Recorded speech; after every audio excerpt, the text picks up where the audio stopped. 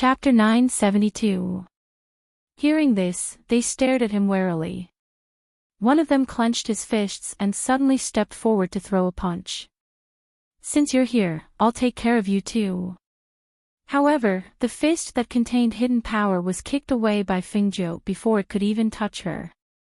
His entire body flew backward and crashed into the things in the room before falling directly to the ground. Perhaps because he couldn't catch his breath, he actually lay flat on the ground with his eyes wide open. After a while, he finally got up. "Go!" With a fierce shout, Ning Lang, who was originally carried on his shoulder, was also thrown directly to the ground. The sound of a heavy object falling to the ground was heard. The three of them surrounded Fingzhou together. Their attacks were swift and fierce, faintly containing killing intent. However, among the three of them, two of them were in the early stage of the Foundation Establishment stage, while the other was in the middle stage of the Foundation Establishment stage. They could deal with Ning Lang, but against Fingzhou, they were not just a little bit weaker. The three of them only saw a red shadow sweep past, and a powerful and fierce aura instantly filled the small earthen room. The aura of a golden core cultivator shocked the three of them, and their faces turned pale. The other party's speed was too fast, and they couldn't even resist.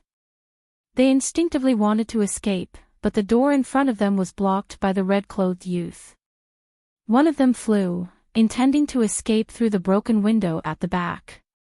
Unexpectedly, just as he was about to flee through the window, a low growl sounded. Swallowing Cloud instantly pounced out and bit that person's calf, directly dragging him back. Hiss! "Ah! My leg!" Fresh blood seeped out, and the aura of death enveloped them, causing their hearts to tremble. They looked at the red-clothed youth who was leaning against the door with his arms crossed over his chest in fear and shock. "We'll return the things to you. We'll return the people to you. Don't kill us, don't kill us." The three of them panicked and took out all the things they had on them and piled them on the ground. Things like gold belts, gold and jade rings, jade pendants, and the like were all piled up on the ground one by one, forming a small mountain of things. Compared to money, they wanted to live more. If they didn't even have their lives, it would be useless no matter how much money they had. "Not running anymore." Fengzhou glanced at them. His lazy voice was cold. Don't run, don't run." The three of them hurriedly said, looking at the young man in front of them, their hearts trembling with fear. Tun Yun let go of the man's leg and bared its sharp teeth as it let out a low threatening growl. Only then did it return to Fingzhou's side. "Have you shaken off everything on your body?" It's all clean. We've even taken out all the things we had before. There's really nothing left." The three of them hurriedly spoke as they flipped through their clothes for him to see, proving that they didn't dare to leave anything on their bodies that the fatty was afraid of. "Just now, you said you were going to sell him. Where in the city is there human trafficking?" She raised her eyebrows and asked. When the three of them heard this, their hearts trembled. No, we don't dare to sell him, we don't dare to sell him. I'm asking you a question. Where are the buyers and sellers? What kind of people were buying and selling people? Speak clearly."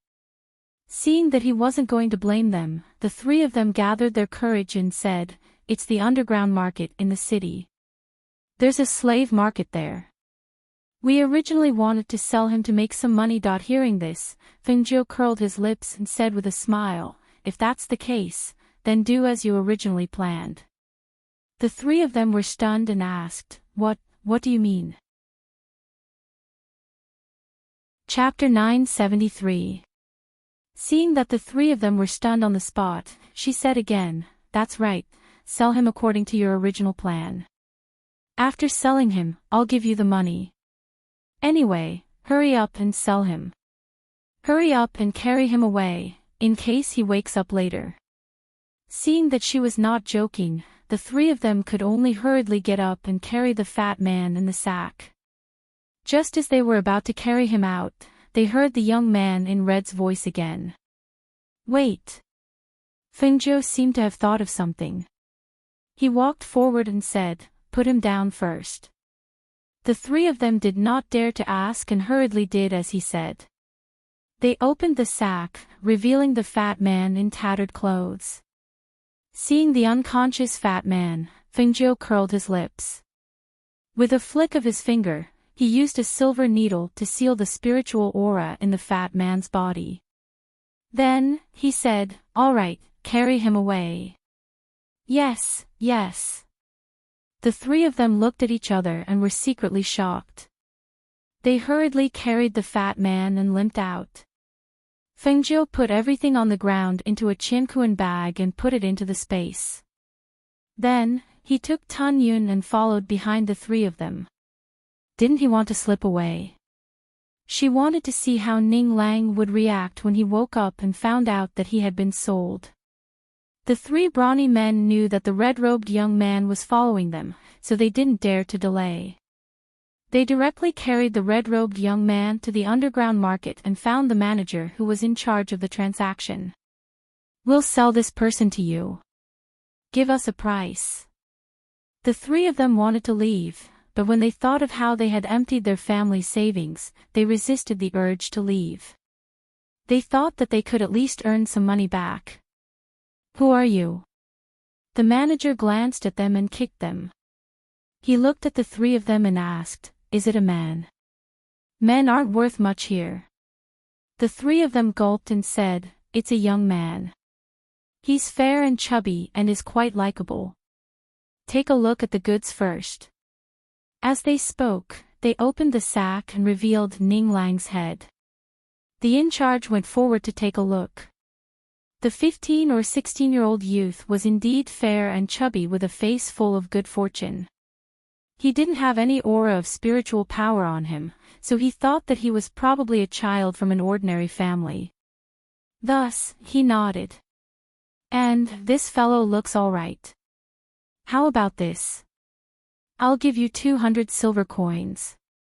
200 silver coins. The three of them were stunned. Then, they said, this fellow is so good, he's not worth 200 silver coins. We don't want much. Just add another 100 silver coins. Just enough for us 300 silver coins. Hearing this, the steward glanced at the three of them and waved his hand. All right, I'll give you 300 silver coins. Go over there and get the money. As he spoke, he waved his hand and called for a person to come over, and the three of them went over there to get the money.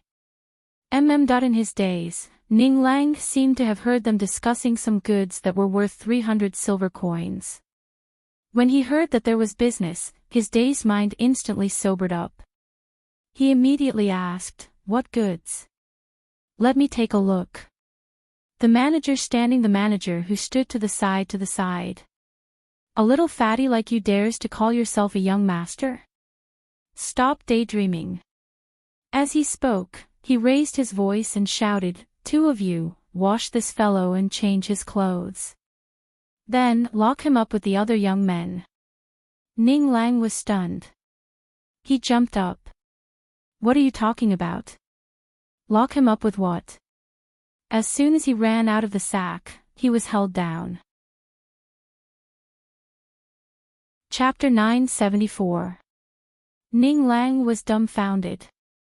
He was stunned and in disbelief. 300 silver coins. Who sold me out? I'm only worth 300 silver coins. Are you kidding me? Come back. That skinny guy who's as thin as a monkey, come back. Come back and explain yourself.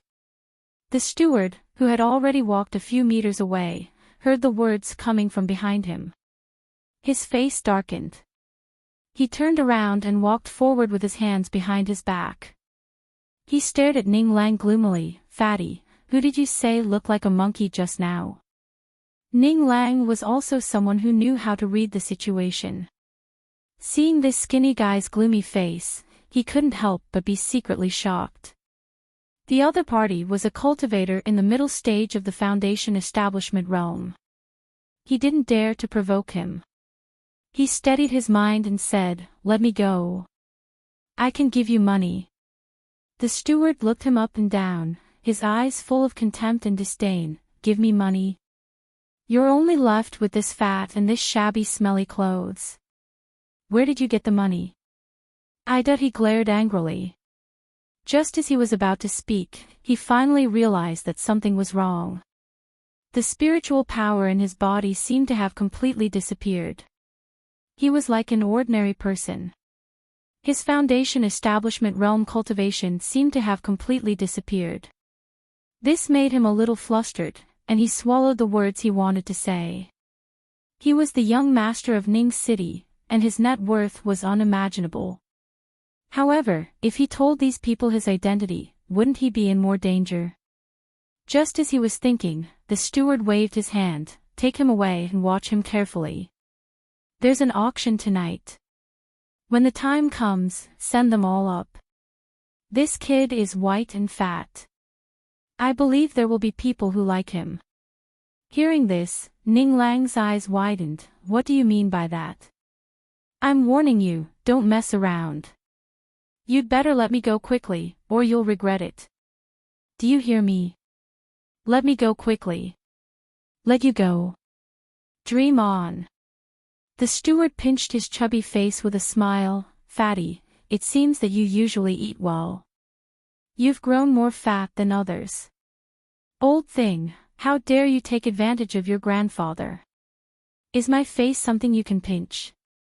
Ning Lang was enraged. Since his hands were held down, he lifted his leg and kicked. Fortunately, the steward dodged quickly.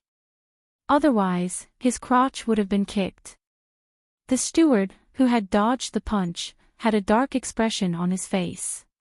He clenched his fists and rubbed them against each other, making cracking sounds. The next moment, he swung his fist and punched Ning Lang hard in the stomach. With a bang, Ning Lang let out a muffled groan. His face turned red and his body shrunk slightly. It was as if he couldn't catch his breath and couldn't speak for a long time. "You still dare to be wild here? I think you need to be taught a lesson. Don't worry about him for now. Lock him up in the 9th cage to temper his spirit. I want to see how wild he can be in the 9th cage." He gave a heavy snort, flicked his sleeves, and left. The two burly men brought Ning Lang, who had curled up into a ball, to the cage marked with the word 9. They opened the iron cage, pushed him in, and locked it. "What are you doing? Let me out. Let me out. Bastard. Let me out." Chapter 975. In this iron cage that was only the size of a small room, there were 11 ferocious-looking strong men either squatting or sitting. These people were bare-armed and only wore a pair of shorts. Their arms, waists, and abdomens were muscular, and the scars on their bodies were crisscrossed. Each of them looked like a bloodthirsty demon. At this moment, these people were staring at him with unkind eyes. Ning Lang, who was originally shouting and cursing, saw that the situation was not right. He could not help but shrink into a corner and look at them vigilantly. The big man sitting in the middle raised his chin and signaled. The strong men on both sides stood up, clenched their fists, cracked their necks, and approached step by step. What do you want to do?" Ning Lang retreated, but found that there was nowhere to go. "What do we want to do? Since you're here, of course, we have to teach you the rules." One of them snorted coldly.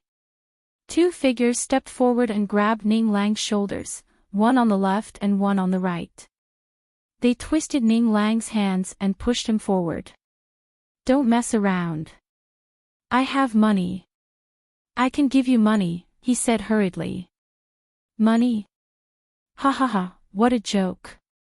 What do we need money for?" The man laughed out loud. Unexpectedly, he clenched his fist and punched Ning Lang's abdomen. He leaned close to Ning Lang's ear and said, "Little fatty, let your grandfather teach you a lesson. In this place, money is useless to us. Do you understand? As long as you're strong, you'll be the boss even in this cage." Bang! As he spoke, another punch landed. He beat Ning Lang like a sandbag. One punch after another, one punch after another. The force was mixed with hidden force. Bang! Bang! Bang! Bang! Ning Lang's painful cries and muffled groans rang out in the iron cage and spread to the surroundings. However, this kind of thing was too common in this place. No one cared at all. They were just watching a good show. After all, they were not the ones being beaten. "Ah! Stop hitting me!" His face was red, and there were traces of blood at the corner of his mouth. Because he was being pulled into the iron cage, there were a few bruises on his face. The pain in his body made him curl up. The people here were either great spiritual masters, great martial masters, or foundation building cultivators. He did not have spiritual power now. Even if he did, he could not beat so many people alone. In the past, no one dared to beat him up no matter where he was. Today, he was caught and sold here. He was even beaten up. He was angry and sullen in his heart. For the first time, he realized that he had left home and no one to protect him. He could not protect himself. Just as these people had said, there was no point in asking for money when they were locked up in such a place. For the first time in his life, his heart wavered. Of his teeth. In the dark, Fengjiu watched this scene quietly. She watched him curl up on the ground with his head in his hands like a small animal. She saw the anger and sullenness in his eyes. She saw the confusion in his eyes. She didn't step forward, nor did she stop them, because those people's beatings were only superficial wounds and wouldn't be fatal. She wanted to teach him a lesson, give him a warning, and let him understand why he was in such a situation. Chapter 976. She retracted her gaze and turned towards the manager of the underground market on the other side. She asked, "Are you in charge of this place?" The manager was drinking tea when he suddenly heard this voice. He raised his head to take a look and saw that the young man was handsome and had an extraordinary temperament.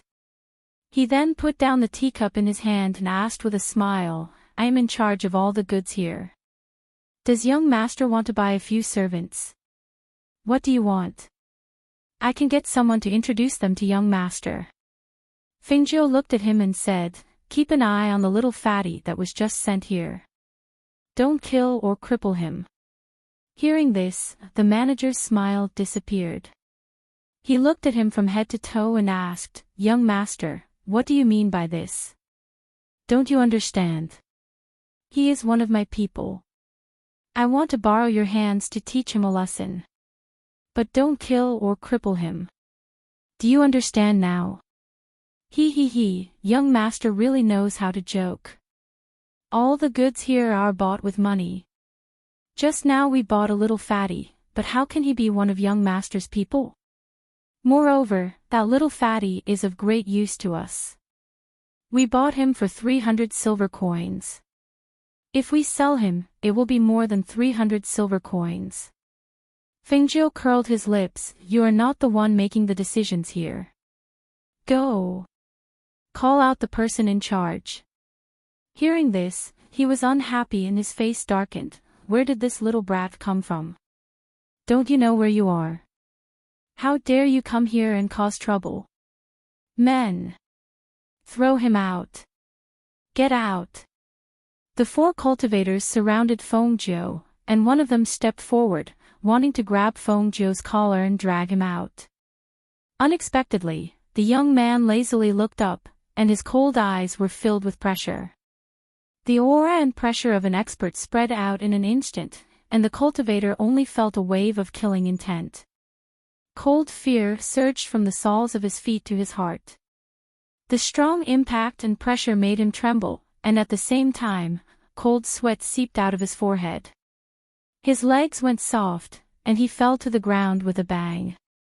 All of the people present were cultivators, and there were even 2 foundation establishment cultivators among them. Even the steward was a mid-foundation establishment cultivator. When they saw the pressure released by the red-clothed youth, they were extremely shocked, and their eyes were filled with shock and astonishment.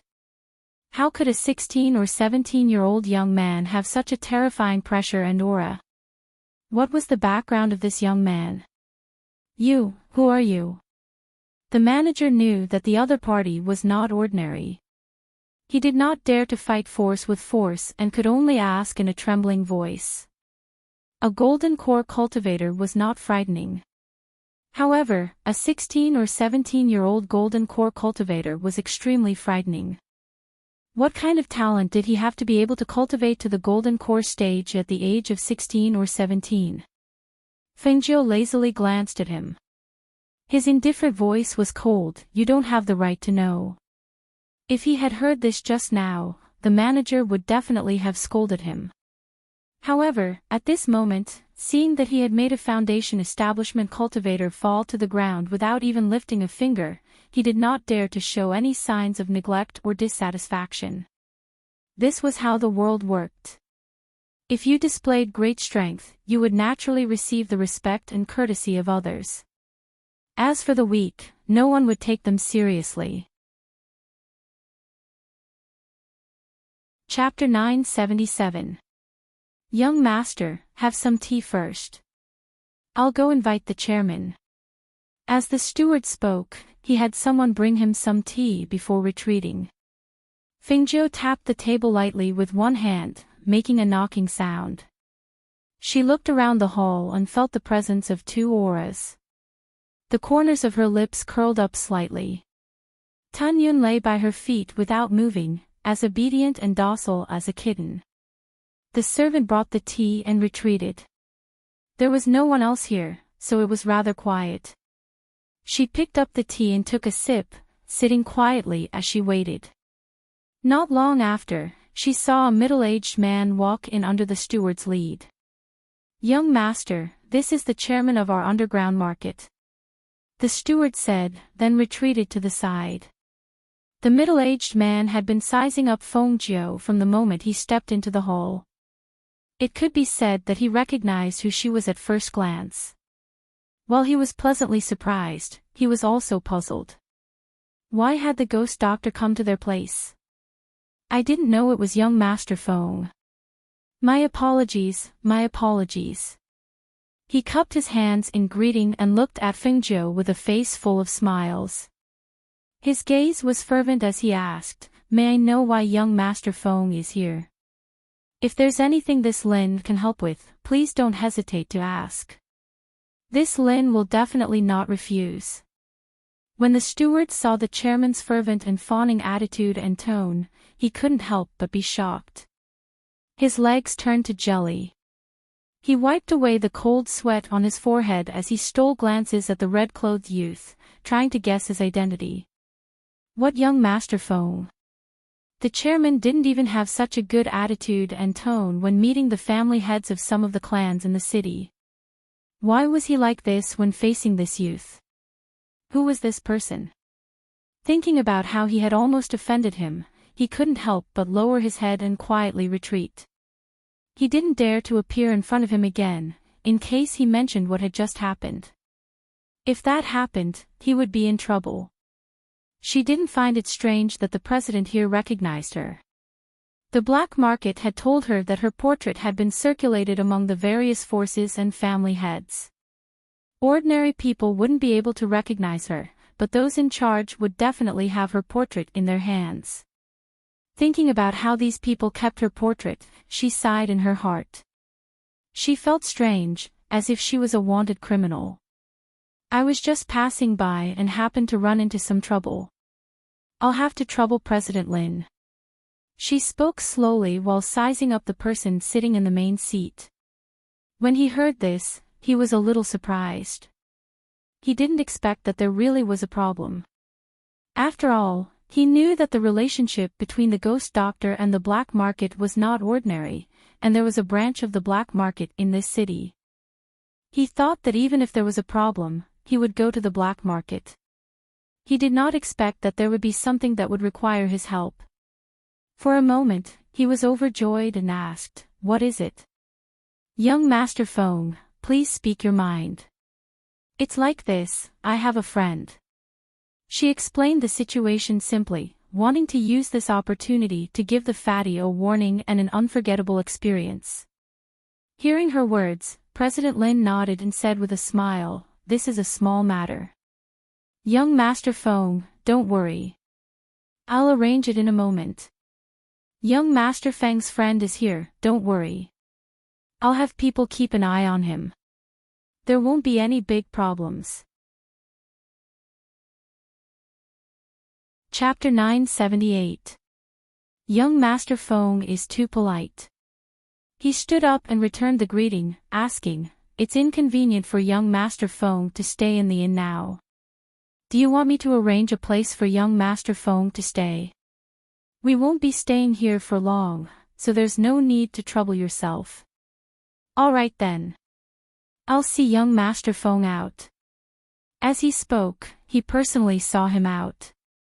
Only after he left did he take a look at cage number 9.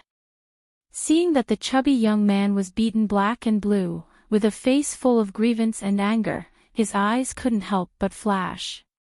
If the ghost doctor didn't mention it, he wouldn't have been able to tell that this little fatty in shabby clothes was actually the son of Tsang Country's #1 rich man, Ning Yuan, Ning Lang. He had some friendship with Ning Yuan, but he had never seen his son before. He didn't expect it to be under such circumstances. Seeing the kid's face full of grief and anger, he smiled, shook his head, and walked away. It was time for him to suffer a little. "President." The steward walked up and looked at him fawningly. "Keep an eye on that little fatty. He's the son of an old friend of mine." Hearing this, the steward was shocked. Thinking that he had beaten up that little fatty earlier, he couldn't help but break out in cold sweat, asking, Then should I bring that little young master out?" "No need, just let him stay there. Don't let him know that there's any special treatment for him. Do what you should do. However, he can't have any major problems, otherwise, you won't be forgiven," he said in a low voice, his words carrying a hint of warning. "Yes, yes," the steward hurriedly responded. After he left, he was so scared that he sat on the ground. Why was he so unlucky today? Shocks came one after another. His heart couldn't take it anymore. It was all those 3 people's fault. They actually caused him such trouble. On the other side, when Fengjiu returned to the inn, Duan Yi was already waiting on the first floor. Seeing that Fengjiu had returned, he asked, "Did little fatty really run away?" "He ran away." She nodded and smiled. She sat down at the table and poured herself a cup of water to drink. "You didn't catch up to him?" "That's impossible. With his skills, he couldn't catch up to Ning Lang." "I caught up to him, but I didn't bring him back." "Why didn't you bring him back?" he asked in confusion. Fengjiu smirked. "Because he was sold and locked up in a cage." "What? Was he sold?" His voice was so loud that the surrounding people looked over in shock. Duan Yi ignored the others on the first floor. Instead, he looked at Fengjiu and asked, "How did he get sold?" In any case, he was a foundation establishment cultivator. Moreover, that brat was very smart. It's possible that he sold it to someone else, but how could he be sold by someone else? I followed him from behind and saw that he was targeted as soon as he left the inn. That brat also walked through a small alley and was knocked unconscious by 3 cultivators with wooden clubs and carried away. After that, he was sent to the underground market to be sold as goods," she said nonchalantly. When she thought of the miserable look on the little fatty's face after being beaten up, she couldn't help but smile. Someone had to teach him a lesson. Duan Yi was a little stunned when he heard that. He stared at him with a strange gaze. What do you want to do? Don't tell me you want to take the opportunity to teach him a lesson. Knowing that he was sold, he didn't save him and was still smiling here. What was he up to now? Chapter 979. Duan Yi slapped his hand away and glared at him. Don't get physical with each other. Ha ha ha. Fingjiu laughed and patted him on the shoulder. That's why I said that you're tactful. Hearing this, Duan Ye's mouth twitched. He was tactful, or else he would have been tortured by him. Alright, he didn't deny this point. Other than Little Fatty, the other two were not as easy to fool as Little Fatty. Just like that, they settled down in the inn with good food and good accommodation. As for Ning Lang, he was locked in a cage and starved for a day. Until the next morning, he was brought to the mountain behind the underground market to mine ores and move them around. The sun was shining on his head and his back was sweaty. The skin on his hands and feet were scraped and blistered. He was so hungry and tired that his whole body ached. The bruises on his face had not subsided and were stained with dust. He was in a very sorry state. Woo! I quit. I don't have any strength. I can't move. He sat down on a rock and cried like a child. Father, mother, sob sob. Save me. The people outside are not good people. It's too dangerous outside. I've been sold. Sob. Father, mother, I want to go home. Shio. A whip lashed out with a swoosh and landed on a rock beside him with a smack. A stern voice rang out, "What are you howling for? Get up and continue working." Woo! I haven't eaten. My stomach, I can't move. Ning Lang sniffed and shrank his body. He looked at the fierce-looking man. He had been beaten up since yesterday and was a little scared. Who dared to beat him at home in the past? Sure enough, the people outside were not good people. The outside world was too dangerous. It was safer to hide at home. Hungry? Come with me. The man glanced at him and turned to leave. Hearing this, Ning Lang quickly stood up and limped along with him until they came to a small shed. He saw the man scoop a bowl of food from a bucket and handed it over. Eat. Hurry up and do your work after eating. Ning Lang reached out and took it. When he saw the bowl of porridge that couldn't be any thinner and had a strange taste, his face was full of shock. This is for pigs. How could this be eaten by humans? Can this fill our stomachs? You're still complaining. The burly man snorted and looked at him contemptuously. People like you who want to be capable but don't have the ability can only do some heavy work and eat the leftovers. What do you mean I'm not capable? I know how to do business, I know how to do accounts, I know how to make money. I'm still an early-stage foundation establishment cultivator. He wiped his tears and roared in dissatisfaction. Business. Settle accounts. Make money. An early-stage foundation establishment cultivator? Chee. He sneered and said, "Brat, let your grandpa teach you. In this world, only the strong are respected. No matter how good you are at doing business, no matter how much money you earn, with your meager early foundation establishment cultivation, can you protect yourself? As long as someone is stronger than you, they can take your life at any time and take your hard-earned money. Do you understand? Only strength is the most reliable." Chapter 980. Looking at the little fatty in front of him who was in a daze, the burly man had a fierce expression on his face, but he was cursing in his heart. His superiors didn't give him any tasks, but they gave him such a lousy task. He couldn't hit, touch, or knock into anything, and he had to teach him like a son. He had never received such a task before. This was even more frustrating than having him carry a big rock. Are you going to drink it or not? If you don't, go back and carry a rock. The burly man shouted in a rough voice and glared at him. Ning Lang bit his lip with tears in his eyes. He punched the bowl with a missing corner with both hands, feeling very wronged. His servants didn't even use such a broken bowl, nor did they drink such thin porridge. However, he was doing heavy work, and this was the only thing he could eat. Do you have steamed buns or something like that? I won't be full if I eat like this. No, it's up to you whether you want to eat or not. The burly man glared and shouted. If it were any other time, he would have lashed out with the whip. Rumbled out his stomach growled. Ning Lang looked at the bowl in his hand and could only drink it with his eyes closed. After drinking the bowl, he felt as if he had drunk a bowl of water. He licked the corner of his mouth and stared at the bucket. I want more. Although it wasn't delicious, it was better than being hungry. More?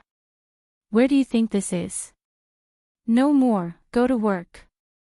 The burly man snatched the bowl from his hand and put it behind him. He pushed him forward. Go to work. Ning Lang glared at him. Why can't you let me have enough of this thin porridge? Pfft. Don't think about it. It's fine as long as you don't starve to death. You want to drink enough. Do you think this is your home? The big man gave him a shove, and the whip in his hand lashed at his side. Go. Ning Lang gritted his teeth and glared at him. He thought to himself, just you wait. When I get out of here, I'll teach you a lesson. At a place not far away, Feng Jiu and Duan Yi were watching, and the two of them had different expressions when they saw this scene. The former was teasing, while the latter was shocked. How long do you plan to keep him here? Duan Yi looked at Feng Jiu and asked. When he can't take it anymore. She curled her lips. It seems that he still has some strength now. The corners of Duan Yi's mouth twitched when he heard that. He looked at Ning Lang, who was being ordered to move rocks. He was wearing tattered clothes and a pair of broken shoes. His hair was disheveled and his face was bruised and swollen. Who told him to sell out his identity as the ghost doctor the moment he saw Feng Jiu? From the moment he found out about that matter, he knew that this brat would suffer. He didn't expect that this brat would be waiting for him here. Let's go. Let's find a place to drink. Feng Jiu called Duan Yi and turned to leave. They came and left quietly, and Ning Lang, who was not far away, did not know anything. 3 days later, in the morning, Ning Lang, who was still sleeping, was woken up by the two of them. They dragged him to the bathroom, changed him into a set of luxurious clothes, and dressed him from head to toe. Ning Lang was shocked from beginning to end. When he saw someone putting powder on his pale face that was thinner than a few days ago, he couldn't help but cry out. What do you want? What do we want? There are people coming to the brothel to pick young people. They like people like you who are 15 or 16 years old. Just right, we can sell you at a high price. The manager who walked in said with a smile, but his heart was weak. Chapter 981. You don't want it. Even if you don't want it, you still have to take it. The steward gestured for someone to escort him to the front, while he wiped off his sweat and hurriedly followed behind. No, I don't want to be sold to a brothel, I want to go home, I want to go home. He struggled and shouted, but he had not eaten for a few days, and his cultivation was sealed, so he appeared to be weak and powerless, and was forcefully escorted forward by 2 cultivators. When he reached the front of the field, he was once again locked into a metal cage. In this metal cage, there were 5 to 6 youths who were 15 to 16 years old, and their appearances were more outstanding than the average youths. Furthermore, they were all dressed up, all wearing new clothes, and looked neat and tidy. He looked at the few youths, and could not help but have a worried expression. Don't tell me I really have to be sold to those places. Just as he was feeling uneasy, he suddenly saw two familiar figures. Seeing them, his eyes immediately surged with joy, and both his hands tightly grasped the door of the metal cage, shouting outside, Fengzhou! Fengzhou! Duan Yi, save me, save me! I'm here, I'm here! The two people who were talking seemed to have inadvertently heard him, and turned around to look. When their gazes landed on the figure locked in the metal cage, Duan Yi took large strides forward, and Fengzhou slowed down by half a step. Little fatty. Why are you here? Duan Yi looked at the person locked in the cage with a face full of astonishment, as if he did not know anything, and asked in confusion and astonishment. Woo! Duan Yi, I've been sold.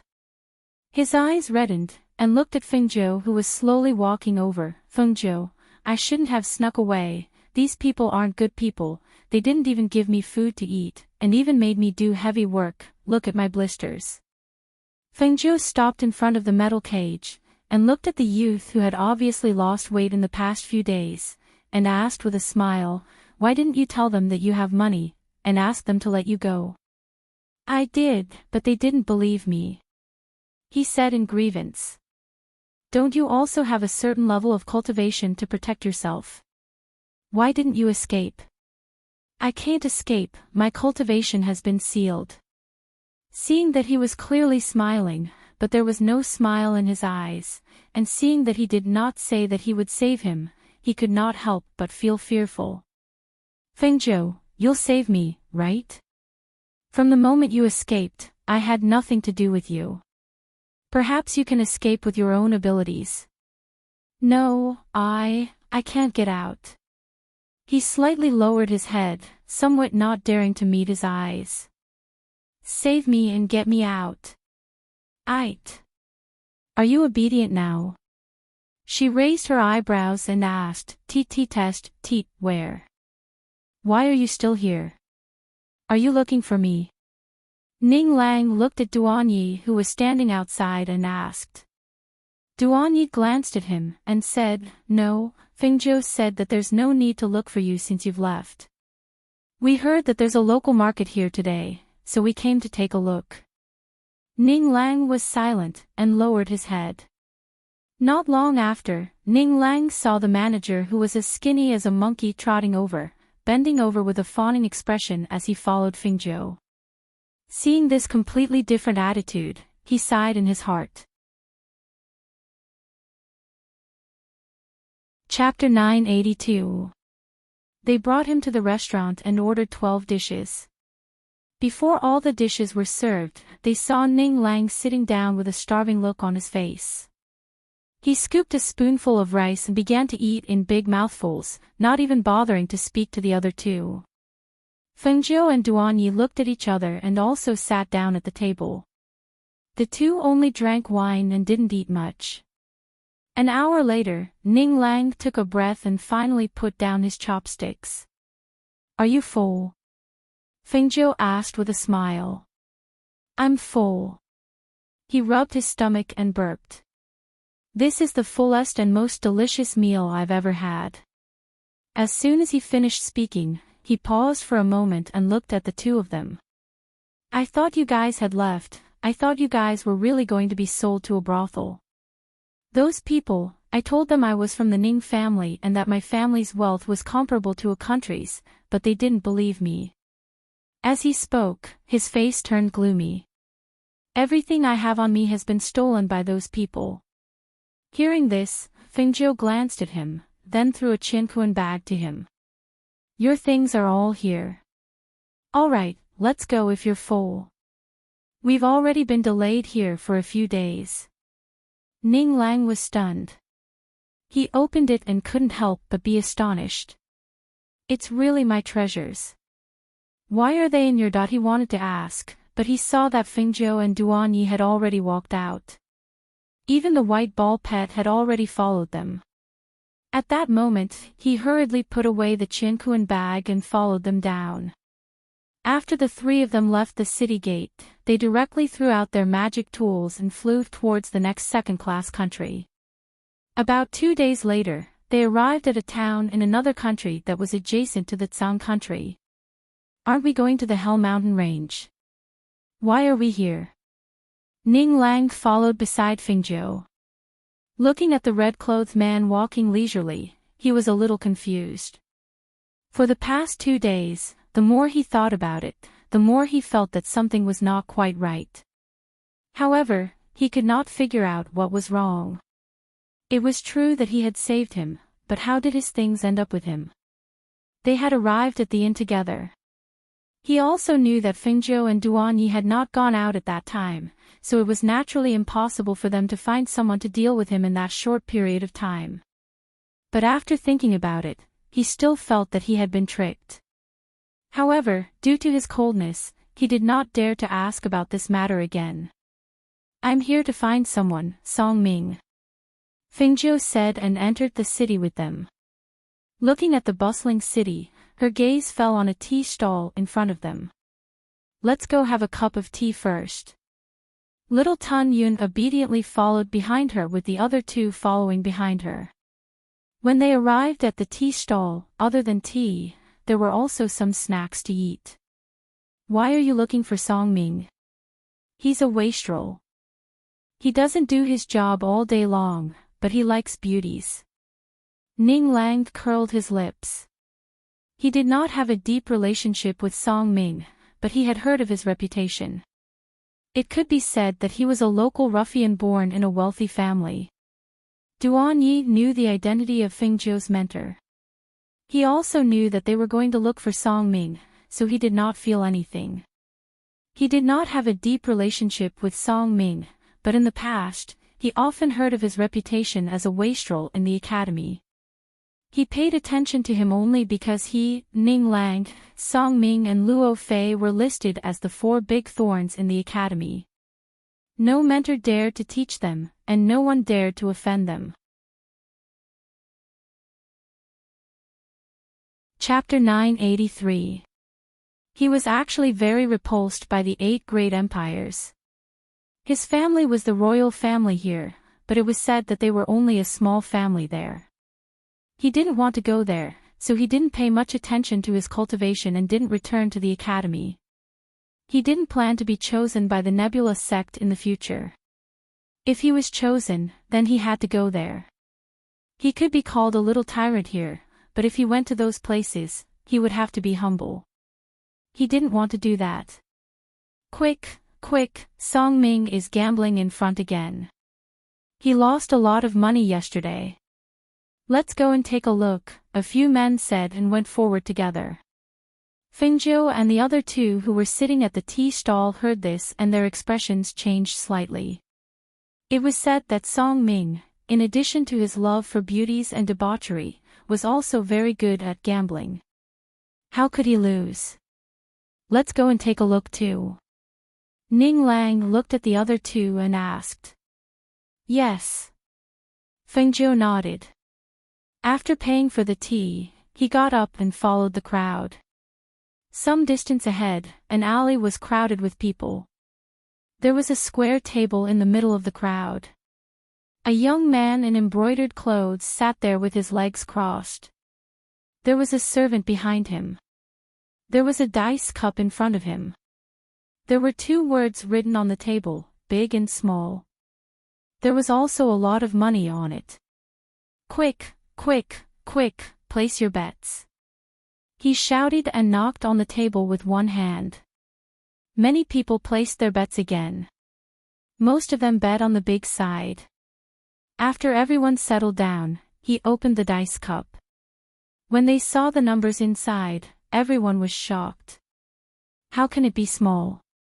I've already opened many small games. I've already lost a lot of money on the big side. I'll definitely open big this time. Hee, I'm sorry, everyone. My luck is still pretty good today. I won again." He laughed. The servant behind him went forward to take the money and stood behind him obediently. Song Ming picked up the dice on the table and shook it. After putting it down, he shouted again, "Place your bets. Place your bets. I'll bet on big. I'll bet on big too. I'll definitely open big. I don't believe I won't open this side." Everyone gambled and their eyes turned red. They didn't believe in heresy and took out their money to bet on the bigger side. Fengzhou and the other two watched from where they were.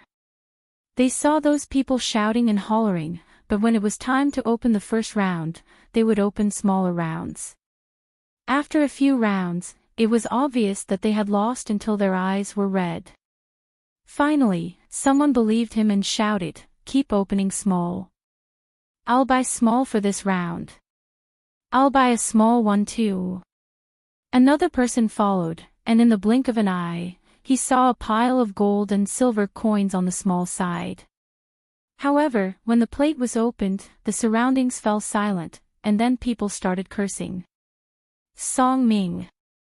Are you trying to cheat? If we buy a big one, we will open a small one. If we buy a small one, we will open a big one. You must be cheating. Yes, you must have cheated. Give us back our money." All of them were angry and went forward to snatch the money. However, at this moment, Song Ming snorted heavily and slammed his hands on the table. The aura of a cultivator in the late stage of foundation establishment swept out and instantly pushed the people around him away. He stood up with a sullen face and stared at the people who had fallen to the ground. He snorted coldly, "How dare you steal my money? I think you've got guts." As soon as he finished speaking, he motioned for the servant behind him to put away the money on the table. Chapter 984. Right after he said that, his gaze fell on the three people at the side. One of them was wearing red clothes that fluttered in the wind. He had a handsome face and an outstanding temperament. The corners of his good-looking lips held an indescribable smile. For some reason, he looked a bit strange in Mo Tiange's eyes. Next to him was a purple-clothed youth and a finely clothed youth. The former had a baby face and his chin was slightly raised, revealing a bit of arrogance. The latter had a round figure and a pleasant face. His small eyes were narrowed into a line. Seeing that the three people's gazes were on him, he crossed his arms and asked, "What are you guys staring at me for?" "Song Ming." Fengzhou's gaze fell on him, sizing him up thoroughly. He was in the late stage of the foundation building realm and was about 18 or 19 years old. His clothes were loose, and he was leaning against the wall with his arms crossed and his legs slightly trembling. He looked like a slovenly ruffian. According to the information given to her by the academy, Mo Tiange knew that Song Ming's family was a bit complicated. His mother died of illness when he was 5 years old. In the same year, she found out that his father had another woman and 2 sons. One was the same age as him and the other was a year younger. The year his mother passed away, his father married that woman.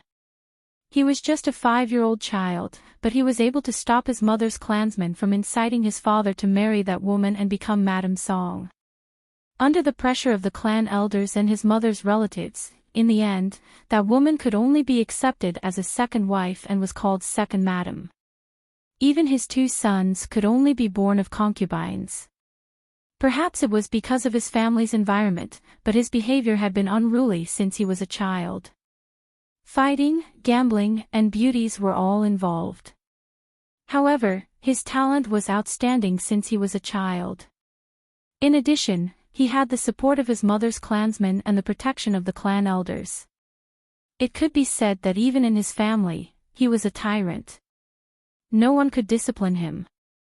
Mo Tiange looked at him but didn't say anything. That was because when Song Ming caught a glimpse of a few people coming from not far away, he immediately took the Qinquan bag that contained money from the attendant's hand and ran away. "You go back first. I'm going to have a chat with the beauties." "Young master, don't run. Clan head wants you to go back." When those people saw him running away, they hurriedly shouted and chased after him. Fengjiu glanced at those people. 2 of them were golden core cultivators, and the few behind them were great spirit masters. It seemed that it wouldn't take long for them to catch Song Ming. I've seen Song Ming from afar for a day or 2, but it looks like he doesn't remember us. As Duanyi spoke, he looked at Fengjiu and asked, how do you plan to take him away? His family's affairs were troublesome. He probably wants to stay here and cause trouble for his dissolute father, and won't follow us to the Hell Mountain Range. Fengjiu glanced at him and said leisurely, you also know that all of you are troublesome. Hearing this, Duanyi snorted and looked away. How were they not worrisome? They just didn't want to be restrained. Let's find a place to stay. Since we're already here, why don't we find a time to visit the Song family? Ning Lang said as he walked outside to take a look. Let's go to the front and have a look. There should be an inn up ahead. Let's go. As she spoke, she walked forward with them, planning to find an inn to stay in first. However, after entering the inn, they booked 3 rooms and were led upstairs by the innkeeper. Just as they were about to go upstairs, they heard a young man's surprised voice behind them. Chapter 985. Fengjiu looked back and saw a young man in embroidered robes standing in front of Tun Yun. He looked at the little white ball of Tun Yun in surprise. If Tun Yun had not been glaring at him unkindly, he probably would have reached out to carry Tun Yun. I'm not selling. Fengjiu called out and Tun Yun leaped to her feet. I'll pay a high price. Sell it to me. The young man said and came to Fengjiu's side. Fengjiu could not help but smile when she heard that. She glanced at the young man. Do I look like I'm in need of people? The young man looked him up and down. Only then did he notice this person's extraordinary aura. He saw that his clothes were all of high quality, especially the rainbow-colored feather at his waist that was half covered by his outer robes. It was even more dazzling. Then I'll give you something in exchange, he said in a different way. Fengjiu ignored him. She glanced at him coldly and walked up the stairs with Tun Yun.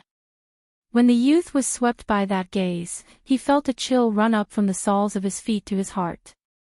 However, when he saw Duanyi go upstairs, he wanted to say something, but Duanyi reached out and pushed him impolitely. What are you doing? Are you asking for a beating? Why are you pushing me? The young man was furious and glared at the baby-faced Duanyi.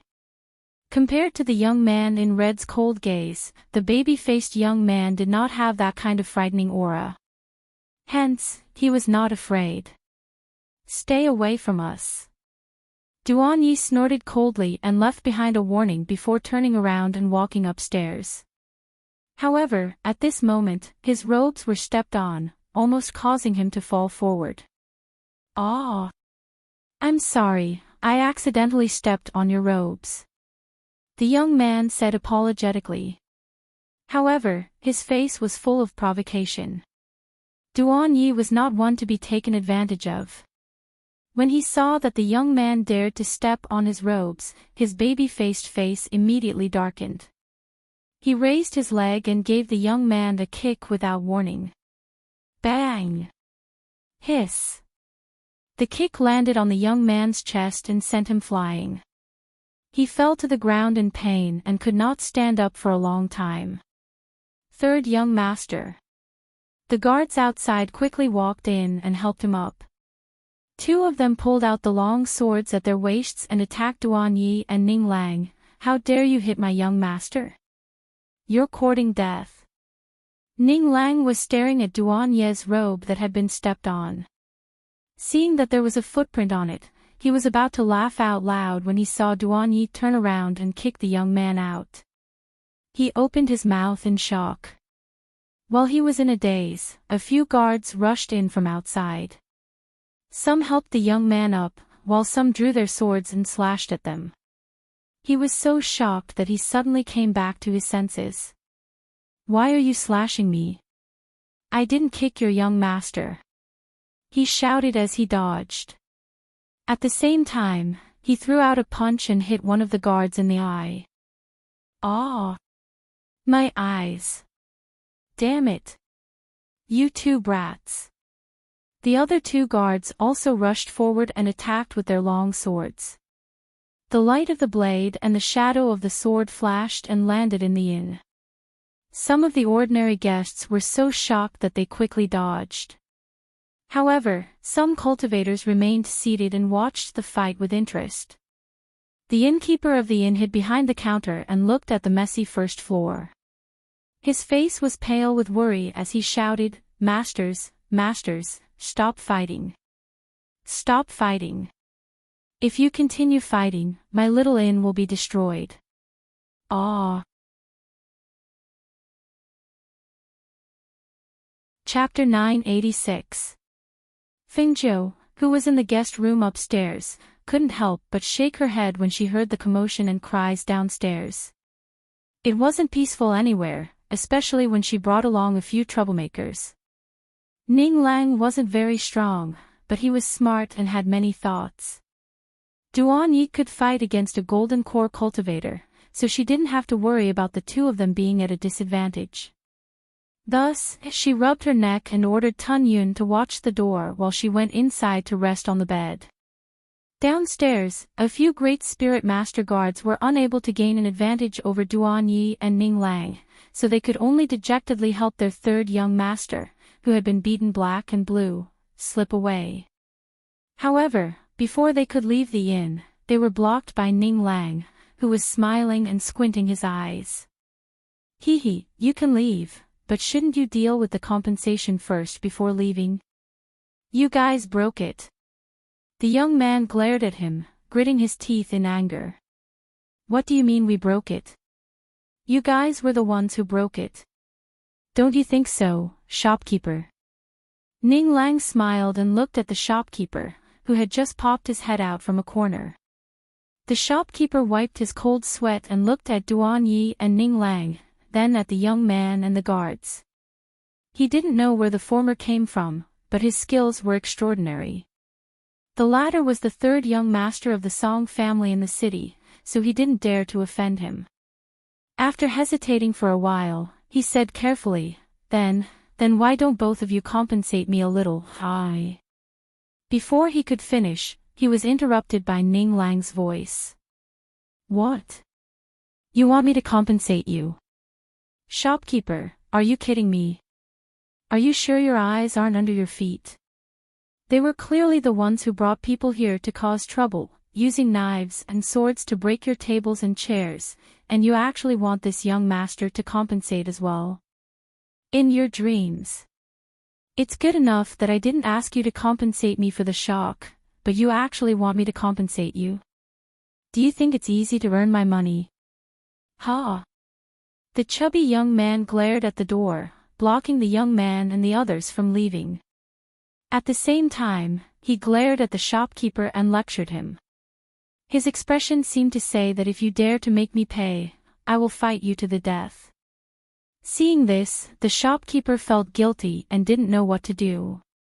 It was true that the people from the Song clan had used their weapons, but if the two of them hadn't lifted the chair and table and smashed it at him, they wouldn't have been chopped into pieces, and the first floor wouldn't have been destroyed like this. The shopkeeper couldn't help but look at the people from the Song clan, and for a moment, he was very nervous. "What are you waiting for? Pay up." Ning Lang glared at the people in front of him. "Or do you think you haven't beaten me enough? You want another fight?" The young man clenched his teeth. The pain on his face made him swallow his anger. He said to a guard, "Pay up." When a guard saw this, he hurriedly took out some money to compensate the shopkeeper. Only then did he support his young master and leave. "Little guy, you're talking about money with your Lord Ning. You should be thankful that I didn't make you pay with your underwear facing the sky." Ning Lang snorted and said to the shopkeeper, "Prepare a few dishes for us and send them upstairs." Yes. The shopkeeper hurriedly responded and watched as the two of them walked upstairs. On the first floor, some cultivators sitting in the corner couldn't help but feel a little surprised when they saw this scene. They didn't expect that the two young men could actually beat the guards and that young man, and even make them pay. Chapter 987. However, the people on the first floor guessed wrong. The youth did indeed complain after returning home. However, Master Song was having a headache about his eldest son, Song Ming, and had no time to care about his youngest son. Therefore, after hearing the guard's words, he only told his son not to cause trouble and did not say anything else. In the west courtyard, a beautiful woman was looking at the jewelry sent by the jewelry shop in the courtyard. She picked up a necklace and asked a maid to put it on her. After looking at the effect, she heard the sound of kicking and cursing outside. "Go and see what's going on," the beautiful woman said slowly. Her voice was soft and gentle, like a gentle and delicate beauty. Her appearance and figure were indeed so. Even though she was already in her 30s, she looked like a woman in her 20s. This beautiful woman was the second madam of the Song family. "Madam, the third young master is sulking outside. I don't know who hit him, but his face is full of injuries. This servant wanted to apply medicine for him, but he didn't let me." "Hit by someone?" The second madam was startled. She put down the jewelry in her hand and walked out. When she came to the courtyard, she saw her son's face covered in bruises. She couldn't help but feel distressed. "Who dared to hit you like this? Quick, get the medicine for the third young master to apply." "I don't want it." He pushed the second madam away and said angrily, "I don't want it. If you're hurt, you have to apply medicine." "How can you not apply medicine? Don't throw a tantrum. Quick, mother will apply it for you." She looked at her son with distress. She took the medicine from the maid and was about to apply it for him. "I won't. I won't." He angrily pushed the medicine in the second madam's hand to the ground and broke it. Seeing this, a trace of worry appeared on the second madam's delicate face. She asked, "Then tell mother, who hit you? Don't tell me it was your eldest brother who dragged you to the martial arts field and beat you like this again. It wasn't him. It was those two stinky brats. They beat me up and even made me pay for the tavern. I couldn't take this lying down, but father said he was busy with big brother's matter and told me not to cause trouble. He wouldn't stand up for me," he said hatefully, his eyes filled with unwillingness. No matter how much his father doted on him, he couldn't compare to his elder brother. His matters would never be as important as his elder brother's. Just because he was born of a concubine, just because his mother wasn't the wife of the head of the Song family. Hearing this, the second madam's eyes flickered, and she said softly, "Since your father has said so, don't think about it anymore, lest you make your father unhappy. Big brother is always causing trouble outside. When has father ever said anything about him? If big brother was bullied outside, father would help him out," he said angrily, his fists clenched tightly. The more he thought about it, the harder it was for him to get over it. Don't always compare yourself with your big brother. Your big brother is the son of the first wife. Your father has his reasons for valuing him. Just say these words here. Don't say it outside and let others hear it. Otherwise, your father and big brother will be unhappy if they know." She patted his hand and said, "All right, you can go back first. Don't mention it again. But go." She gestured and called two people to send him back to the courtyard. After he left, she sat in the courtyard. A faint light flashed through her eyes as she said, "Call the guards who went out with the third young master today." "Yes." The maid replied and went out to call them. Chapter 988. Light footsteps brushed past the roof of the inn. In the pitch-black room, Fengjiu, who was sound asleep on the bed, opened her eyes when she heard movement on the roof. Her clear eyes were as dazzling as the stars in the night. Tan Yun, who was lying at the door, straightened up and walked to the bedside to look at its master who had already woken up. Fengjiu only waved her hand gently, indicating for it to lie down. It then lay back down on the ground and closed its eyes. She did not get up. Instead, she closed her eyes and listened. She wanted to see how vigilant Duan Yi and Ning Lang were. These two brats had fought with someone during the day. Were they sleeping soundly at night? Or were they still vigilant? In the other two rooms, Duan Yi and Ning Lang both woke up when someone landed on the roof. Duan Yi was already vigilant, while Ning Lang had suffered a loss once. He no longer dared to be careless. The movement was extremely small, and the aura was hidden very well. It was obvious that the person who came was not a Foundation establishment cultivator, but a Golden Core cultivator. Was it someone sent by the Song clan? Such sneakiness was truly despicable. During the day, they had fought with someone from the Song clan. Tonight, they came to deal with them. Even a fool would know that it was someone from the Song clan. However, it was one thing to come out in the open, but to come out in the dark like this really made people look down on them.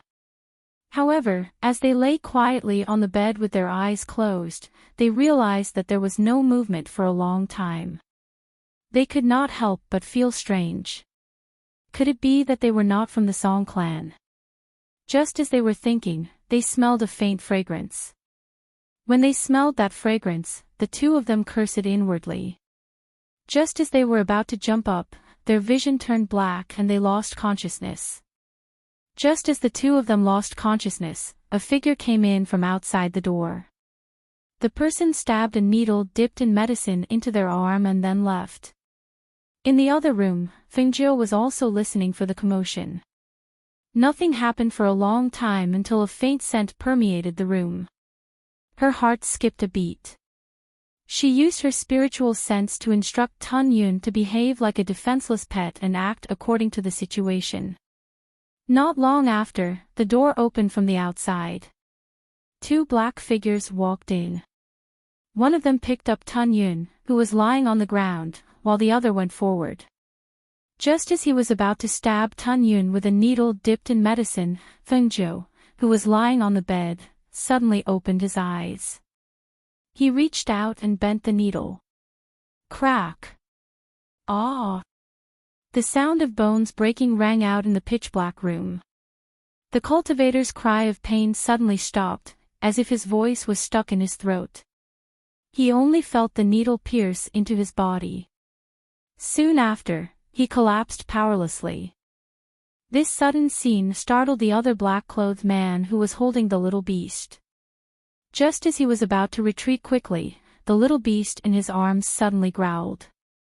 With a flash of light, it transformed from a small pet into a huge and powerful mythological beast. With a claw, it pressed down on the shocked gold core stage cultivator, making him unable to move.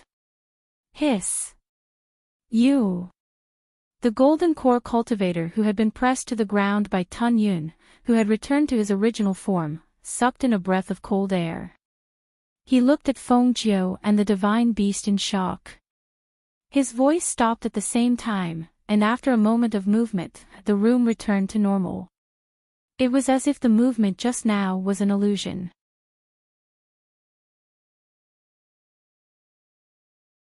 Chapter 989.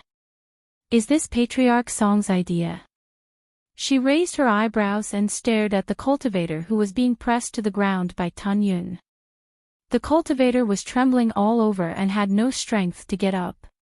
He didn't say anything and just looked at the red-clothed youth in front of him in horror. You don't want to talk?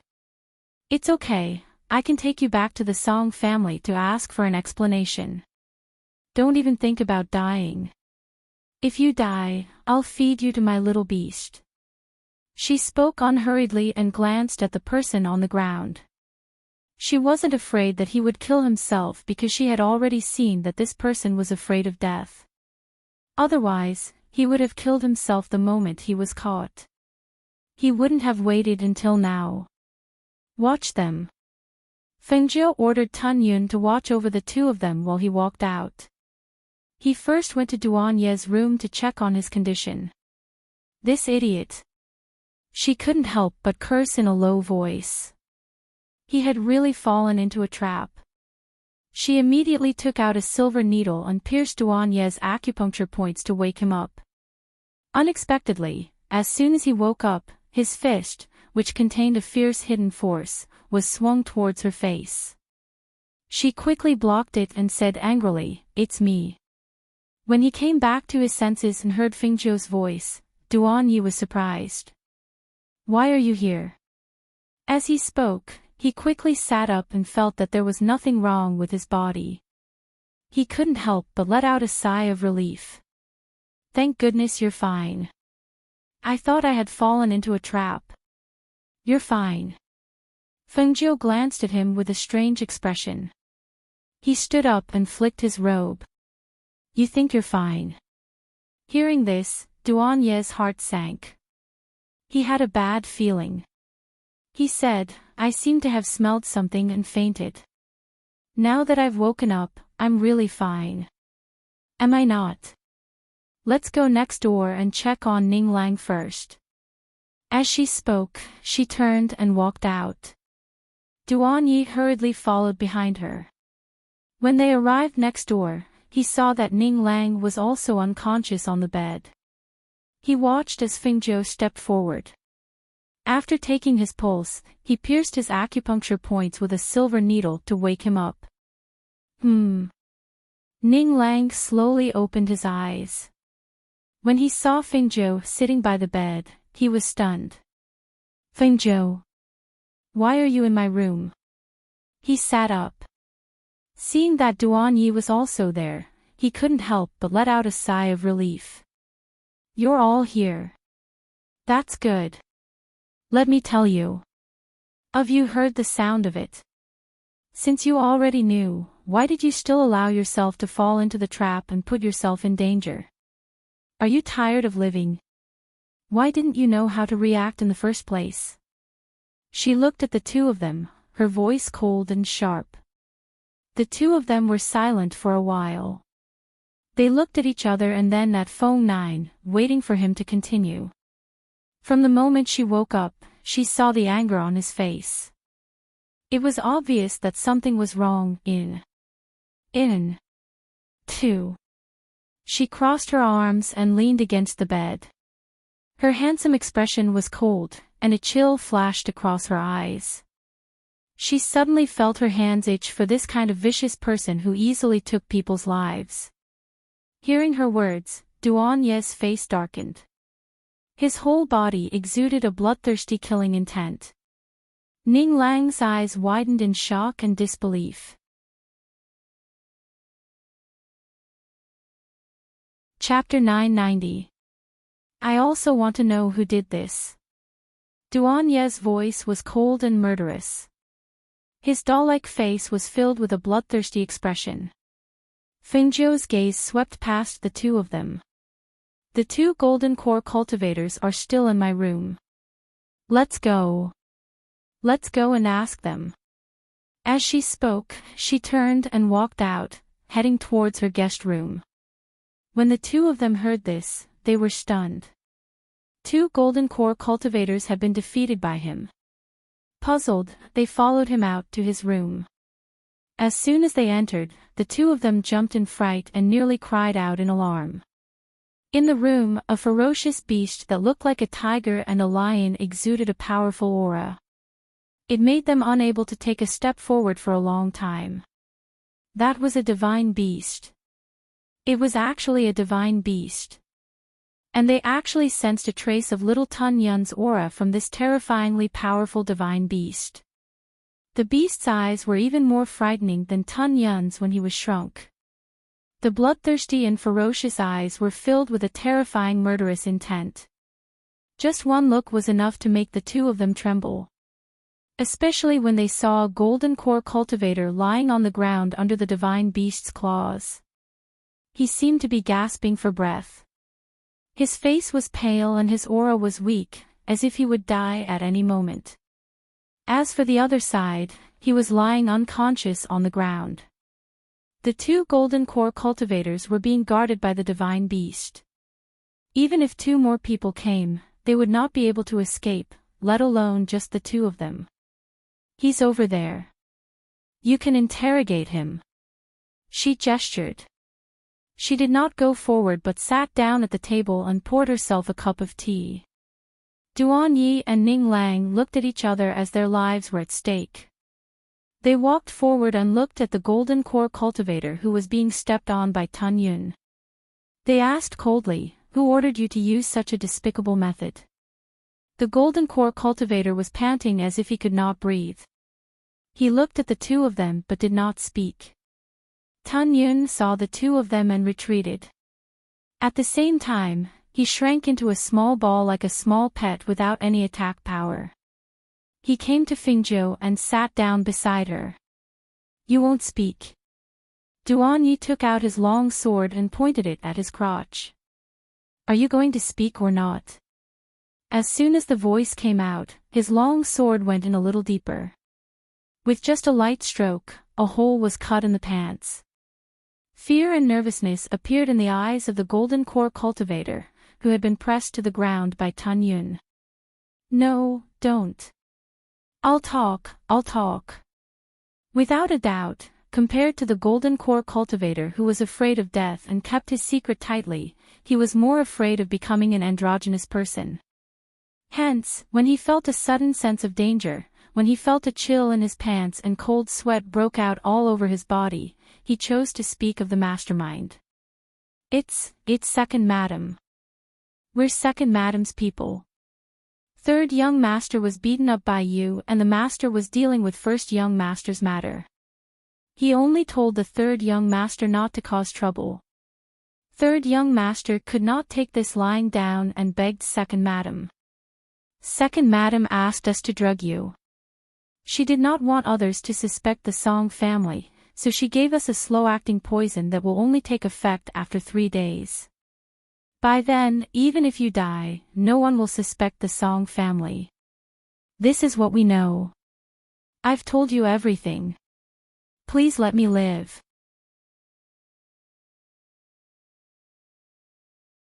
Chapter 991. Hearing this, Duan Yi and Ning Lang's expressions changed. Second madam. The woman that Master Ning had outside. It was said that that woman could only be considered the second madam in the Song family, and her son could only be the son of a concubine. However, it was said that this woman had always been very gentle and weak. After many years, her status in the Song family had also risen. Unexpectedly, she was a two-faced person with such a vicious mind. Well, if she didn't have some tricks, how could she give birth to a son of the same age as Song Ming? How could she be brought into the family after Song Ming's mother died? If it weren't for Song Ming's mother's family stopping her, she would have been the madam of the Song family now. It was reasonable for such a scheming woman to say that she was the one who sent people to do tonight's matter. Because the young man who was beaten up by them today was her biological son. If Master Song didn't show up, how could she, as his mother, remain calm? However, before she made her move, she had not inquired about their origins. How could they be so easily taken by anyone who wanted to take their lives? Since she couldn't take their lives silently, they had to think about how to repay her. Fingzhou, who was sitting at the table, supported her chin with one hand as she listened to the golden core cultivator's words. She didn't show any reaction on her face, but she was already thinking about how to deal with this second madam. She had never been soft-hearted towards people who came to bully her. Especially when it was just a fight between young people. Why should she interfere? She even used such a shameful and insidious method. It was really shameless. Duan Yi glanced at the two people on the ground, and killing intent flashed in his eyes. The next moment, he raised the sharp sword in his hand, and as the cold light flashed, blood splashed out. The conscious person was killed before he could even beg for mercy. As for the other person, he breathed his last in a coma. Ning Lang, take care of the bodies, Duanyi said, then walked to Fingzhou and asked, can you cure our poison? Fingzhou glanced at the two of them and said, come and get the antidote tomorrow morning.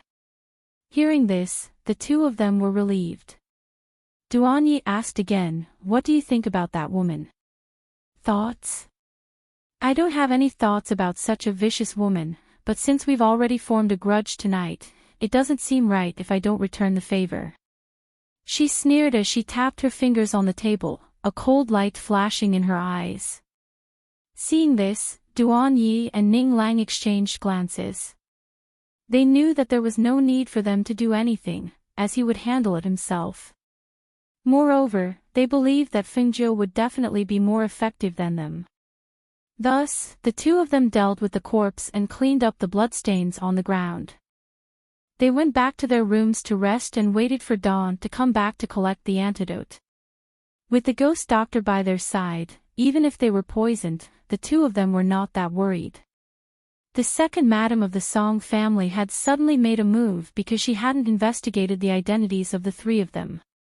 They only knew that she would soon regret her evil scheme tonight. When the two of them returned to their room, Fingzhou began to concoct the antidote for them. Even though it was highly toxic, it was not difficult for her. With one bottle of antidote, the poison in their bodies would be cured by tomorrow.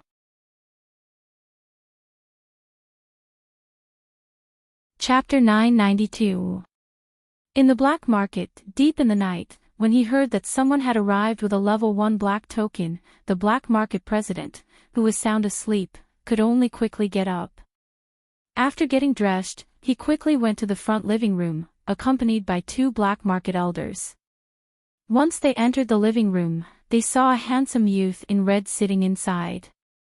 When they saw the youth's face, the three couldn't help but be startled, then they were pleasantly surprised. We didn't know it was the ghost doctor, please forgive us for not welcoming you. The president stepped in, smiling as he apologized. Fingzhou, who had taken a sip of tea, put down the teacup in his hand and looked at the newcomers. The middle-aged man and the two elders stood up and cupped his hands in greeting, President, two elders. When the two elders saw this, they also smiled and hurriedly returned the greeting, Ghost Doctor, please sit. Everyone sat down and dismissed the attendants. The president and the two elders looked at each other, then asked, I wonder why the ghost doctor has come to visit so late at night. As the saying goes, one doesn't visit a temple without a cause, let alone the ghost doctor who had always been low-key. If she didn't have something to ask of them, she probably wouldn't have come to the black market. I need information on the second wife of the Song family head. She directly stated her purpose, looking at them meaningfully, some information that outsiders can't find. Hearing this, the three were startled. The second wife of the Song family head. Could it be that that woman offended the ghost doctor? Thinking of this, the three looked at each other, then nodded. Since the ghost doctor has asked, we naturally won't hide it. I won't hide it from the ghost doctor. In the places where the black market is located, there will be information on the local families and some important people. It can be said that we can gather information on 3 generations of their ancestors. Otherwise, our black market wouldn't have such a large area of influence in each place. The president smiled and said, naturally, we can't take out the information in the depths of the black market, but to our own people, it doesn't matter. He stood up and said to Fingzhou, Ghost Doctor, please wait for a moment, I'll go get it. Saying this, he bowed to Fingzhou and turned to leave. Ghost Doctor, how did the second madam of the Song clan offend you? The two elders asked. Seeing this, Fingzhou briefly explained the situation. I see. The two of them nodded and said, this second madam of the Song clan has some tricks up her sleeves. She has also raised quite a number of people in secret. This is something that even the Song clan head doesn't know about. If she hadn't offended me, I wouldn't have bothered with her. It's just a pity that she secretly used a vicious move because of a fight between a few youths. If I don't teach her an unforgettable lesson, she'll really think that everyone can be bullied. Fengjiu's expression was cold. Originally, she wanted to only take Song Ming away from the Song family. Who would have thought that someone would dare to poison the people around her in front of her? Did they really think that she, Fengjiu, was a pushover? Ha ha ha, actually, the ghost doctor doesn't have to do it herself. One of the elders smiled and stroked his beard. Looking at Fengjiu, he said, there are plenty of people who want her life. It's just that they can't get hold of that woman's weakness. They're here. I've kept the ghost doctor waiting.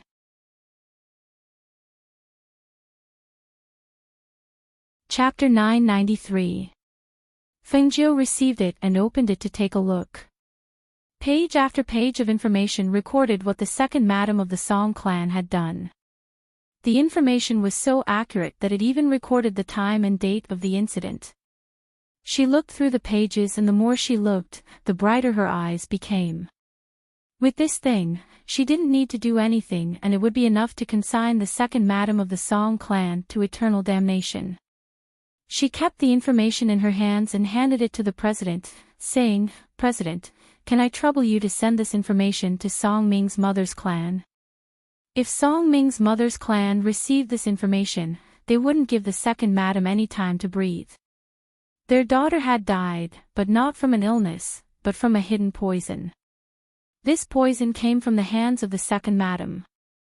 She believed that if they knew the truth, even the Song clan's patriarch wouldn't be able to protect the second madam. Of course. The president replied with a smile and took the document. "Don't worry, ghost doctor. I'll send someone to handle this matter now. I believe you'll see a reaction by daybreak."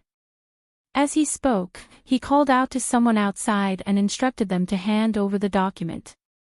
"All right, then I'll have to trouble you." She nodded and got up to leave. The three of them sent her out of the black market. Watching the red figure disappear into the night, one of the elders shook his head and sighed. This second madam of the Song clan is too blind. Who could she have offended? Offending the ghost doctor. The ghost doctor's whereabouts have always been a mystery. She also keeps a low profile and doesn't let anyone know her identity. It's normal that the Song clan woman doesn't know. I can only say that her luck has run out. Otherwise, why would she choose to make a move on the ghost doctor? That's right. Even if she didn't have this information, if the ghost doctor wanted to deal with her, she could have killed her in 100 different ways. At this point, one of the elders coughed lightly and said, "Some time ago, news came from the Star Cloud Black Market. It said that an alchemist from the School of Stars and Clouds went to steal his beauty pill. The ghost doctor stuffed the beauty pill into that alchemist's mouth. That alchemist immediately turned from a man to a woman. Until now, he hasn't recovered. Only the ghost doctor can be so willful." After a beauty-nourishing pill was consumed by an imperial concubine of a first-tier country, the news spread like wildfire. Right now, the price on the market has increased by who knows how many times. If those people knew that the ghost doctor once so willfully stuffed a beauty-nourishing pill into the mouth of a pill master, their hearts would probably ache to death. The Empire's headquarters are paying a lot of attention to the ghost doctor. Some time ago, they even issued a black order saying that anyone who disrespects the ghost doctor will be punished severely. Moreover, it said that the higher-ups are already looking forward to when the ghost doctor will go to the Empire. She advanced to become a golden core cultivator in a 2-star academy. This news has already spread within our Star Cloud Black Market. I believe that it won't be long before she can go to the Empire. Moreover, she is not an ordinary person. In these small countries, she can't be trapped. The three people chatted at the entrance until, after a while, they turned around and walked inside. As for Fengzhou, she did not directly return to the inn. Instead, she took advantage of the night to quietly come to the Song residence. She hid her aura, and her whole person blended into the night. Silently, like a ghost, she swept through the night and easily entered the inner courtyard of the Song residence.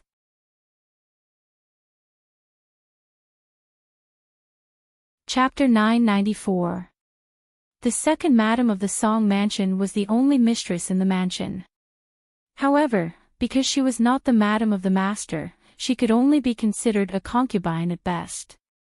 Therefore, she did not have the qualifications to stay in the East Courtyard. In the Song mansion, the master of the Song mansion lived in the East Courtyard, which was also the main courtyard. The South Courtyard was the second largest courtyard after the East Courtyard and was lived by Song Ming. As for the West Courtyard, it was divided into two parts. One side was occupied by the second madam and the other by her two sons. The North Courtyard was used to entertain guests. Therefore, it was easy for her to find the second madam's courtyard. Perhaps the second madam was not worried about the guards of the Song mansion, or perhaps she thought that no one would dare to come to the Song mansion. Therefore, other than the two teams of night guards, there were only two guards guarding the courtyard door. Seeing this, she entered from the back and quietly snuck into the room through the window. Her body was as light as a cat. After landing steadily, she leaned slightly to the side and hid in the dark. Looking at the figure on the bed, she thought to herself, "This woman is proficient in poisons. How should I deal with her?" Just as she was thinking, she saw the woman turn over and a sleepy voice came from the gauze curtain, "Rui, pour me a cup of water." Hearing this, Fengzhou's eyes moved slightly. She flashed to the outer room and took out a pill. She crushed it into powder and sprinkled it into the water bottle. This pill was colorless and odorless. Even if she was proficient in poisons, she would not be able to detect anything. The maid who waited outside at night pushed the door open and lit the lamp. She poured the water and brought it forward. "Madam, water." From inside the gauze curtain, a pair of soft, snow-white hands reached out. After receiving the water, she drank it in a few mouthfuls. Then, she handed the cup back and asked with a lazy and sleepy voice, "What time is it?" "Madam, it's just past midnight." The maid respectfully replied. You may leave." She waved her hand, indicating for the maid to leave. Just as she was about to go back to sleep, she heard a voice from outside. "Greetings, family head." The two guards bowed respectfully. When the woman in the room heard this, she was startled and hurriedly said, "Master is here?" As she spoke, she had already stood up to greet him. After hiding in the dark and seeing her drink the water, she went outside and put the antidote in the water bottle to prevent others from discovering it. Just as he was about to leave, he heard a voice coming from outside. He couldn't help but be startled. He immediately hid in the dark again. "Master, why are you here so late?" Second madam's black hair hung loosely over her shoulders. She was only wearing a dudu and a light muslin covering her body. Her snow-white skin and alluring spring scenery were faintly discernible. Her slender waist and exquisite and graceful figure were even more seductive and charming in the night. Her bare feet were like jade as she lightly walked forward with a bit of surprise and a bit of a young girl's posture. Seeing this, Song family head's eyes darkened. There seemed to be a ball of fire dancing in his eyes, and his eyes became deep. He waved his hand to signal the maidservant to leave and reached out to embrace the delicate woman who was walking towards him. His big hand embraced that slender, jade-like skin that was warm and soft like a piece of beautiful jade, making him reluctant to let go. His big hand tightened and squeezed the woman's ample bosom into his embrace. His big hand slowly moved down and caressed. "Lian, why did you get off the bed barefoot? The cold air on the ground is not good for the body." His deep voice was hoarse. The moment he spoke, he had already picked her up by the waist and walked towards the bed. Second Madame's face was filled with shyness. She reached out and wrapped her arms around his neck, burying her head in his chest.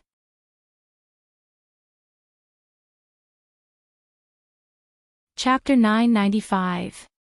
She had originally planned to leave, but now that Song family head had come in, she couldn't leave even if she wanted to. Then should she stay and watch their erotic show? Thinking of this, her eyes moved, but she decided to forget about it. A middle-aged man with a bit of weight wasn't much to look at. It was better for her to hide here and look for an opportunity to leave. In the room, the woman's delicate voice sounded, accompanied by the man's panting. She narrowed her eyes and glanced at the tent. She could faintly see two figures overlapping in the tent, and the sound of their panting was filled with ecstasy. After waiting in the room for nearly an hour, she couldn't help but rub her chin. She looked at the bed that was creaking from the shaking, as well as the panting and moaning coming from their bodies.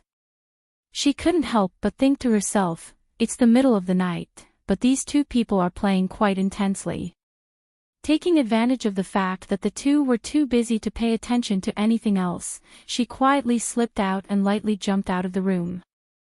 After a few breaths, she hid herself in the shadows outside, avoiding the night patrols, and lightly leaped out of the Song residence. Outside, she turned around to look at the Song residence, and the corners of her lips curled up. She wanted to know what Song family head's expression would be when he woke up and saw that the beautiful woman in his arms had turned into an old woman with a face full of wrinkles. She walked towards the inn. There were very few people on the road, and the sky was hazy, but some small stalls had already begun to open, preparing for business at dawn. When she passed by a small stall, she smelled the strong scent of soy milk and couldn't help but stop. "Is this soy milk?" She looked at a middle-aged couple and asked. "It's tofu pudding. The water is still boiling, and it's not ready yet." The woman replied. "How long will it take before we can eat?" She rubbed her stomach and sat down at their table. "It'll be ready in another hour. Young master can sit for a while, drink some tea, or eat some snacks. These are all homemade snacks," the woman said as she brought some snacks and tea to Fingzhou. Seeing this, Fingzhou sat there and ate. In any case, she couldn't go back to sleep now, so she might as well wait until dawn to call the two of them and go to the Song residence to watch the show. After making up her mind, she sat there with her chin in her hand. When the sky gradually brightened, she brought back 2 portions of tofu pudding for the 2 people in the inn. Other than the tofu pudding, she also brought back some snacks made by the couple from the stall. When she returned to the inn, she happened to see the 2 people coming down from upstairs.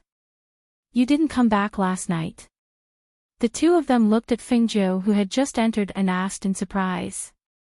"Drink the antidote." She looked at the 2 of them and asked. Because it was still early, there was almost no one on the first floor of the inn. "Yes, Tunyun told us." The 2 nodded and came to Fingzhou's side. They looked him up and down and asked, "You didn't secretly go to the Song family, did you? Come and go as he pleases. No one would have noticed." The Song clan master was a nascent soul stage cultivator, and there were also nascent soul stage cultivators in their residence. He was only at the Oris core stage. If he went there, he would definitely be noticed. However, if he didn't go to the Song clan, they really couldn't figure out where he had run off to for the entire night. "I brought breakfast for the 2 of you on the way back. Here, hurry up and eat. After that, we'll go and watch the show." She placed the food in her hand on the table and gestured for the 2 of them to hurry up and eat. At the same time, she called upstairs, "Tunyun, come down."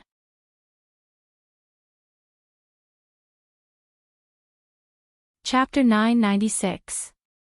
After Duan Yi and Ning Lang glanced at Fingzhou, they sat down at the table and ate the breakfast he brought back for them. As they ate, the two of them pondered. Did he go to the Song family to watch the show? Why did he go to the Song family? Curious, they ate their breakfast much faster. After hastily finishing their food, they wiped their mouths and stood up. We're done eating. Let's go. Fingjiu was patting Tun Yun's head and stroking its soft fur when he heard their voices. He turned his head slightly and saw that the two of them had stood up and were looking at him. Seeing this, he smiled and said, "Don't be in such a hurry. Sit down. I'll take your pulse and see how your bodies are doing after taking the medicine." Hearing this, the two of them sat down and placed their hands on the table. He reached out and placed his fingers on their pulses. Looking at his fair and slender fingers, the two of them felt their hearts skip a beat. Why were his hands so thin? So fair. Moreover, his fingers were so sharp, just like a woman's slender hands. They thought to themselves, but didn't dare to show it on their faces. If they said that he had a pair of women's hands, he would probably be angry. After all, no man would be willing to be treated as a woman. After Fingjiu took their pulses, he retracted his hand after a long while and nodded. Yes, the poison is dormant. It won't erupt all at once. Therefore, it's easier to remove the poison. His sleeves moved slightly and took out a medicine bottle from his space. He poured out 2 pills. There are 2 blood-cleansing pills here. Take them before you go to bed tonight. The two of them reached out to take the pills. Duan Yi put the pills away. Ning Lang held the pills in his hand and asked, "Can't we take them now? Won't it be faster if we take them now? You just took the antidote this morning.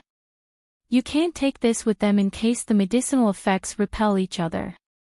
Take them before you go to bed at night." As she spoke, she looked at the sky outside and smiled.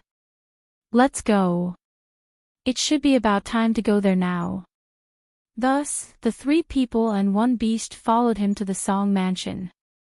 At the same time, in the west courtyard of the Song mansion, Patriarch Song, who had just woken up in the morning, instinctively touched the person in his arms. With a warm and fragrant jade in his arms, it should have been very comfortable. However, when he touched it, it felt a little dry and rough. He was startled and opened his eyes with some doubts. He slightly lowered his head to look at the person in his arms. Ah! As he screamed, he instinctively jumped up from the bed. With a piece of cloth wrapped around his waist, he jumped off the bed. His face was filled with fear and shock. His usually dignified face was now filled with shame and anger. "Who are you? Get out!" The woman on the bed woke up from her daze and looked at the person standing in front of the bed glaring at her in confusion. Her voice was filled with confusion and doubt. "Master, what's wrong?" However, the moment she spoke, even she was stunned. She opened her mouth in a daze and instinctively lowered her head. When she saw the wrinkled skin on her hand, she immediately screamed. "Ah!" Her sharp voice was filled with panic and fear, as well as disbelief. Her eyes were wide open and her body couldn't stop trembling. She looked at her hands and then stretched out her trembling hands to touch her face, as well as the strand of white hair that fell on her cheek.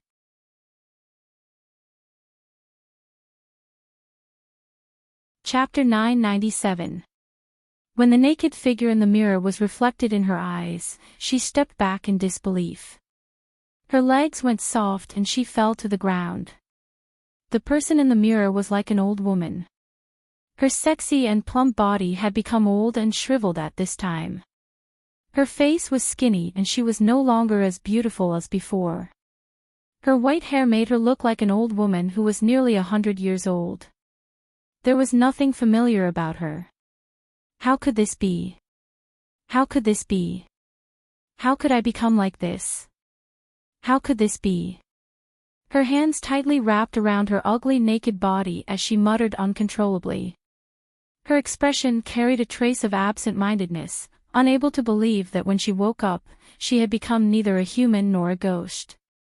In a trance, she seemed to have thought of something. Helplessly and in a panic, she looked at the Song family head who was standing at the side and glaring at her angrily. She cried, "Master, Master, how could this be? How could I become like this?" Song family head was still furious a moment ago, but when he woke up, the enchanting beauty in his arms had turned into an old woman who was over 100 years old. Just as he was about to put on his clothes and order people to drag her out, he heard a hoarse and unpleasant sobbing voice. She even called him master, which made him furious. He was angry and embarrassed. He stepped forward and kicked the naked old woman who was sitting on the ground. "Bastard! Who the hell are you?" Second Madam, who was in a state of panic and helplessness, was kicked in the chest by him. Her whole body fell backward, rolled twice, and hit a cabinet in the corner. Her head hit the ground, and the skin on it was broken. Blood seeped out, and she cried out in pain because of the internal force contained in that kick. "Ah!" She screamed and struggled to get up. With tears streaming down her face, she looked at Song family head who was already putting on his clothes and cried, "Master, it's me, I'm Lien, I'm Lien, Song family head, who was putting on his clothes, was shocked when he heard this. He stopped putting on his clothes and looked like he had seen a ghost. You're Lien, He took a breath of cold air. How could it be? Obviously, he didn't believe that a delicate and beautiful beauty had become an old woman when she woke up. No one could bear this psychological change and visual impact. Patriarch. What's the matter with the Patriarch? Do you need us to go in? Because of the screams and cries in the room, the guards outside were alerted.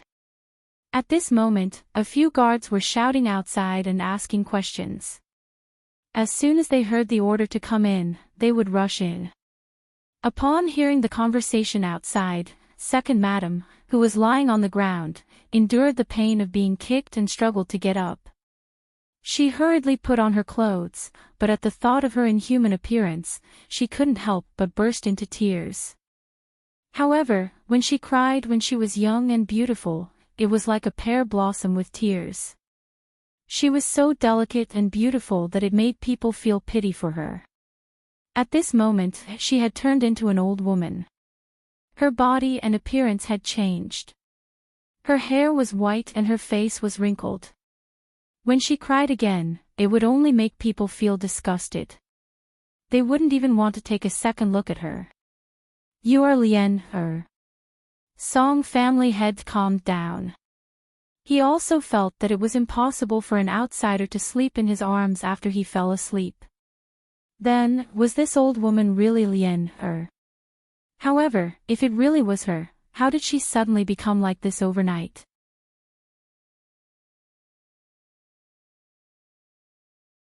Chapter 998.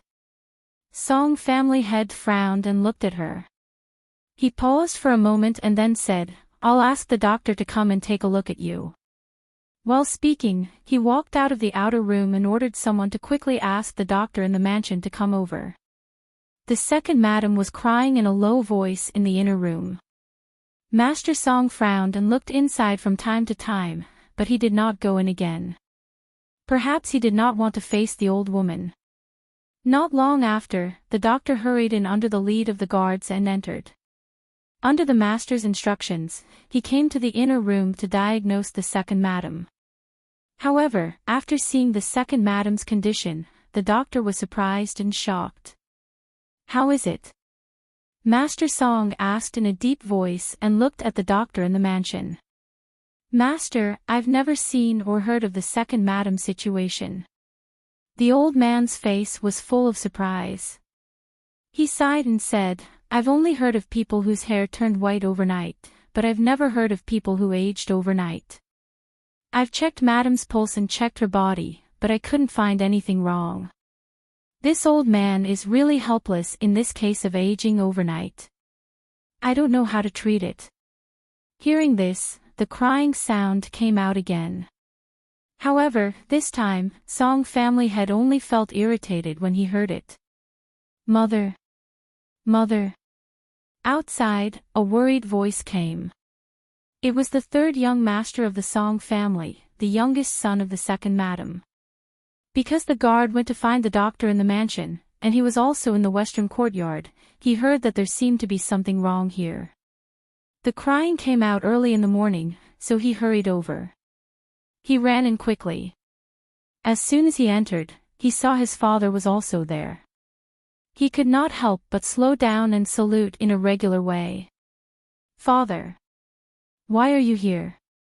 Master Song looked at his youngest son and calmed down. I heard from the servant that there was crying early in the morning, so I came to have a look. He looked at his father, who was sitting steadily, and asked carefully, Father, what's wrong with my mother? Hearing this, Song family head frowned, sighed, stood up, and said to him, You go and have a look. As soon as his voice fell, he didn't comfort the people inside, but strode out. Seeing this, the crying sound came again. When third young master saw this, he couldn't help but be startled. He stopped the doctor who was about to leave and asked, What happened to my mother? The doctor stopped in his tracks and glanced at him before saying, Third young master, second madam has contracted the disease of aging and turned into an old woman overnight. You should go in and take a look.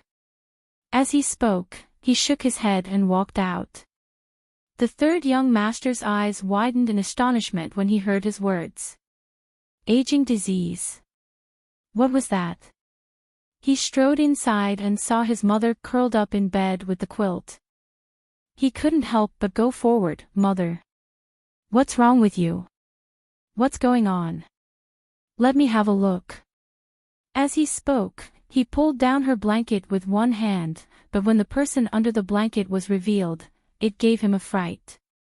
Ah! He exclaimed and instinctively took a few steps back. His heart was thumping wildly and he looked at the person on the bed in disbelief with a frightened expression. That was his mother. How could this be?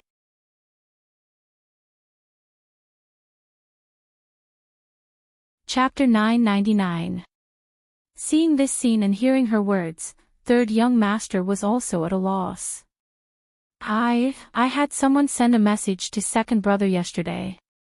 He should be home today. Second brother has always had a lot of ideas. He must have a way. Here, he was comforting his mother in the room. Seeing this sudden change, he didn't know how to deal with it. Originally, he had asked someone to bring his brother back because he had suffered outside. He hoped that his brother could help him think of a way to vent his anger. He didn't expect that he would be beaten up yesterday, and today, something like this would happen to his mother.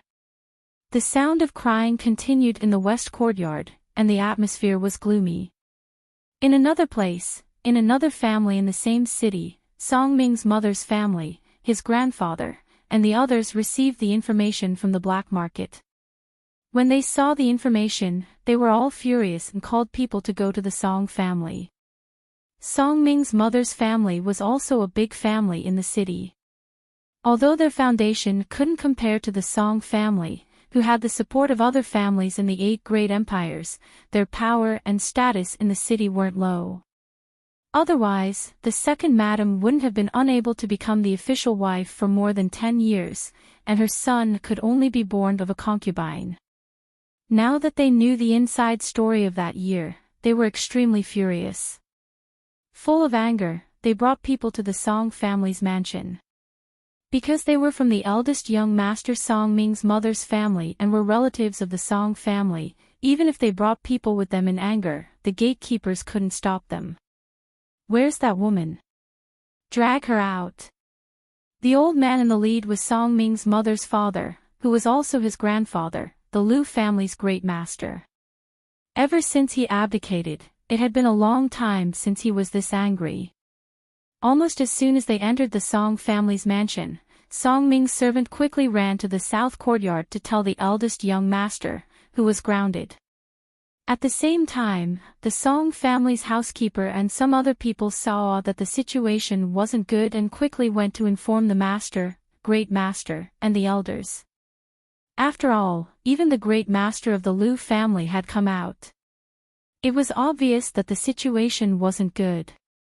However, in the end, the eldest young master didn't cause any trouble that was too excessive. Why did they come in anger? They even looked like they wanted to kill someone. What was the reason? Go to the west courtyard and bring that woman here. The Lu family patriarch sat in the front hall, giving orders to his son, the Lu family patriarch, 2 nascent soul cultivators, and 4 family elders. After hearing the news, Song family head hurried over and saw his father-in-law and brother-in-law sitting in the hall angrily. Even the elders of the Lu family had come. Song family head couldn't help but be a little surprised. He hurried over and bowed to the Lu family's old man, his father-in-law. "Father-in-law, what's going on?" he asked, his face full of confusion. Bang! Elder Lu's face was gloomy. He slammed his hand on the table and stared at him with sharp eyes and anger. "You raised a good woman." Song family head was startled by the heavy slap on the table. Before he could recover, he heard his father's words. He felt even more strange and asked, "What does father-in-law mean by this? Did something happen? What is it? Don't you know what's happened?" "That's right, if it wasn't for someone sending the information to us, I wouldn't know what happened more than 10 years ago."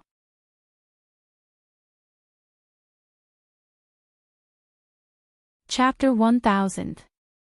Grandpa, Uncle, why are you here? At this moment, Song Ming's surprised voice came from outside. He ignored the anger of the people in the hall and walked forward. He just happened to see his grandfather throw something at his father, so he went forward and took out a piece of paper to have a look. With this look, his originally somewhat lazy expression suddenly sank, and his usual ruffian look also disappeared from his face. He picked up the other papers and looked at them, one by one. The more he looked, the darker his face became, and the more murderous his body became. In the end, he even took a piece of information that his father picked up from the ground and looked at it. After reading the information, he threw it on the table, turned around, and strode out without saying a word. Seeing that, Patriarch Song was stunned and couldn't help but call out, "Ming, where are you going?" However, Song Ming didn't answer him. Instead, he disappeared in front of him in a few moments. Seeing this, Patriarch Song lowered his head and looked at the information. At first, he didn't think much of it, but who knew that the things recorded on it made his heart tremble and he was in disbelief. How is this possible? This is impossible. Impossible. It's so accurate that the time and date are recorded. How is it impossible? How many people's handprints are in here? You say it's impossible. Do you think this thing can be forged? Do you think that today, who would still make things difficult for that delicate woman of yours? Patriarch Song opened his mouth and looked at the information in his hand. He only felt a little confused and couldn't believe the things recorded on the information in front of him. Could those things be true? How could it be? What happened? Why did I hear that old man Lu is here? Patriarch Song and a few elders also came to the hall. Because Patriarch Song and Patriarch Lu had been friends for many years, their relationship was very good. After becoming in-laws, their relationship was even better. Therefore, when he heard that the people of Lu family came in anger, he was really a little surprised. The old ancestor of the Song clan walked in with a few elders. Not long after he sat down, he ordered people to pick up the scattered documents and handed them to the old ancestor. Looking at the records, the old ancestor of the Song clan released his aura, which was filled with terrifying killing intent and anger. He took a breath and looked at Patriarch Lu, saying, "You don't have to worry. If this is true, I will definitely give your Lu family an explanation." As soon as he finished speaking, the panicked voice of the steward came from outside. Not good, not good. First young master went to the west courtyard with a sword to kill second madam. He's fighting with third young master. When everyone in the hall heard this, they rushed out one by one and rushed to the west courtyard. At the same time, Feng Zhou, Duan Yi, and Ning Lang were drinking tea at a tea stall in the alley outside the Song clan as they listened to the commotion within the clan. Even though there was still some distance between them, with their cultivation, they could still vaguely hear it if they listened carefully. Therefore, it could be said that even though they were sitting there, the sounds coming from inside still faintly reached their ears. Didn't you say you were going to go in? Are you going to drink tea here? Duan Yi glanced at Feng Zhou and didn't know what he wanted to do.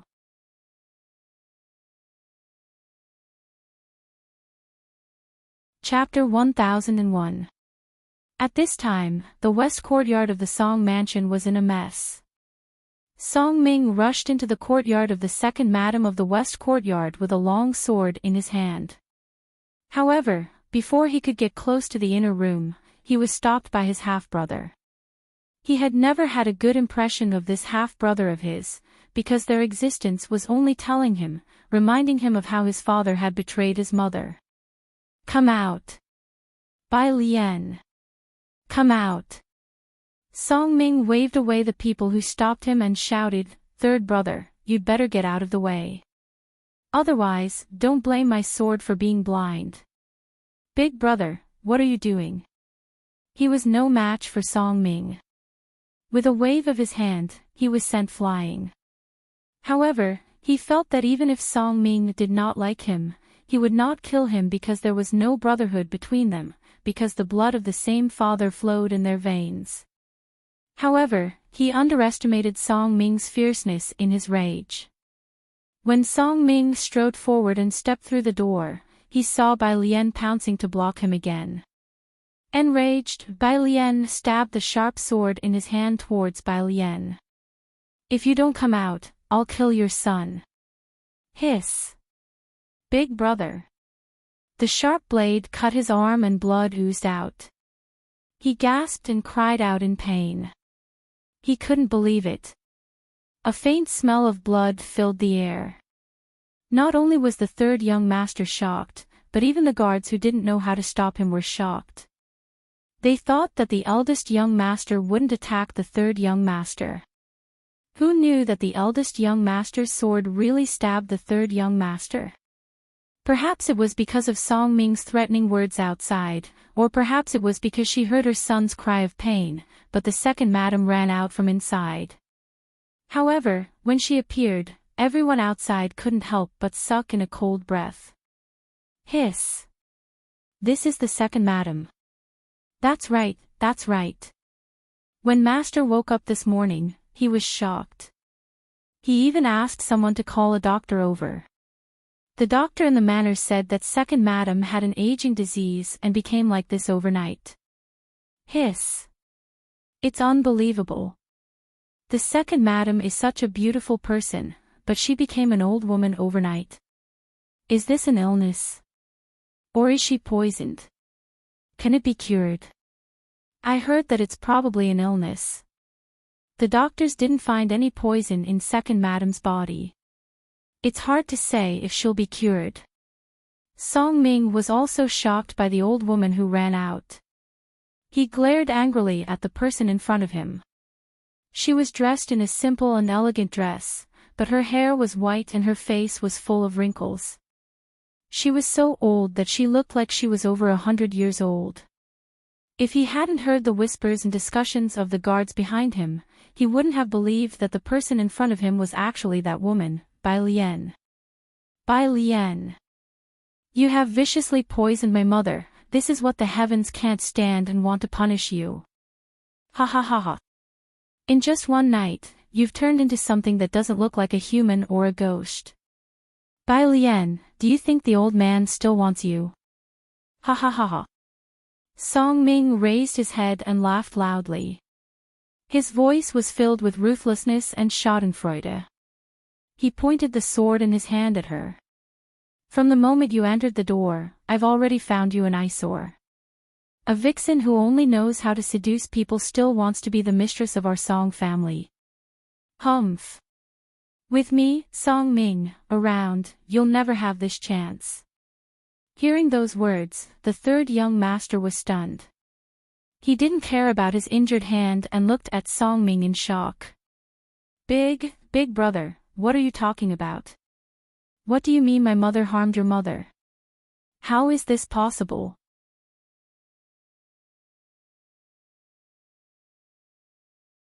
Chapter 1002. How could this be? How could this be? That incident happened more than 10 years ago. How could it suddenly be dug up? How could Song Ming suddenly know? What was going on? First, she became an old woman overnight. Even the old master did not dare to look at her and left. Now, Song Ming came to say these words and dug up this incident. She vaguely felt that something was not right. She suddenly felt that these two incidents should be related.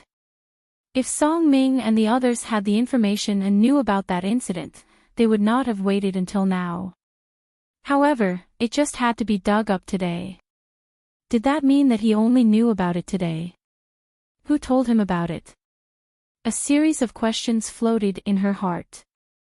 Her mind spun rapidly as she thought about how to deal with it next. However, before she could think of a way, she saw a group of people striding in from outside. Seeing those people, she only felt her vision go black and she felt like fainting. At that moment, it was as if the sky had collapsed. In addition to the patriarch, there was also the Song clan's patriarch, as well as several clan elders. These people had never had a good impression of her. Even though she had done many things to please them, they still did not take her seriously. They had never stood on her side and spoke a word for her. They were even more unwilling to let her two sons become legitimate sons and could only be listed as illegitimate sons. Usually, even if there were no major events, they would not appear. Now, one by one, they were here. Moreover, even the people of the Liu family were here. When she saw the Liu family's eyes that wanted to eat her alive, she could not help but step back. What did these people want to do? On the way here, they had heard the master of the Song family mention that the second madam had aged overnight. Even if they were mentally prepared, they were still slightly shocked when they saw it now. Why would a person suddenly age out of nowhere? However, at this time, they did not want to care about how she became like this. They only wanted to confirm that this old woman was the second madam. Today, they came to settle the debt with her for his daughter, not to care about how she became like this. Song Hong. The Liu family's ancestor called out in a deep voice. His eyes were filled with killing intent as he glanced at the second madam. He then looked at the Song family's head and called out his name. He asked, "What kind of explanation do you plan to give us for this woman?" Song clan leader hesitated and said, "Father-in-law, please give me some time. I will definitely give the Liu clan a satisfactory explanation. After all, she was the mother of his other two sons. Could he really kill her just like that? We'll wait here and watch. If you want to stall for time, we don't mind taking her life ourselves," the Liu family's patriarch said in a gloomy voice. In an instant, he attacked. A gust of wind surged from his palm. In the next moment, as he raised his hand, the second madam, who was hiding behind him, was ruthlessly thrown out without being able to resist. "Ah! Mother!" A blood-curdling scream rang out, along with the third young master's worried and alarmed cries. He quickly went forward to help her up. He was very angry in his heart. "Why did you treat my mother like this? You want to kill my mother without any evidence. I won't allow it." He stood protectively by her side and glared at the Liu family.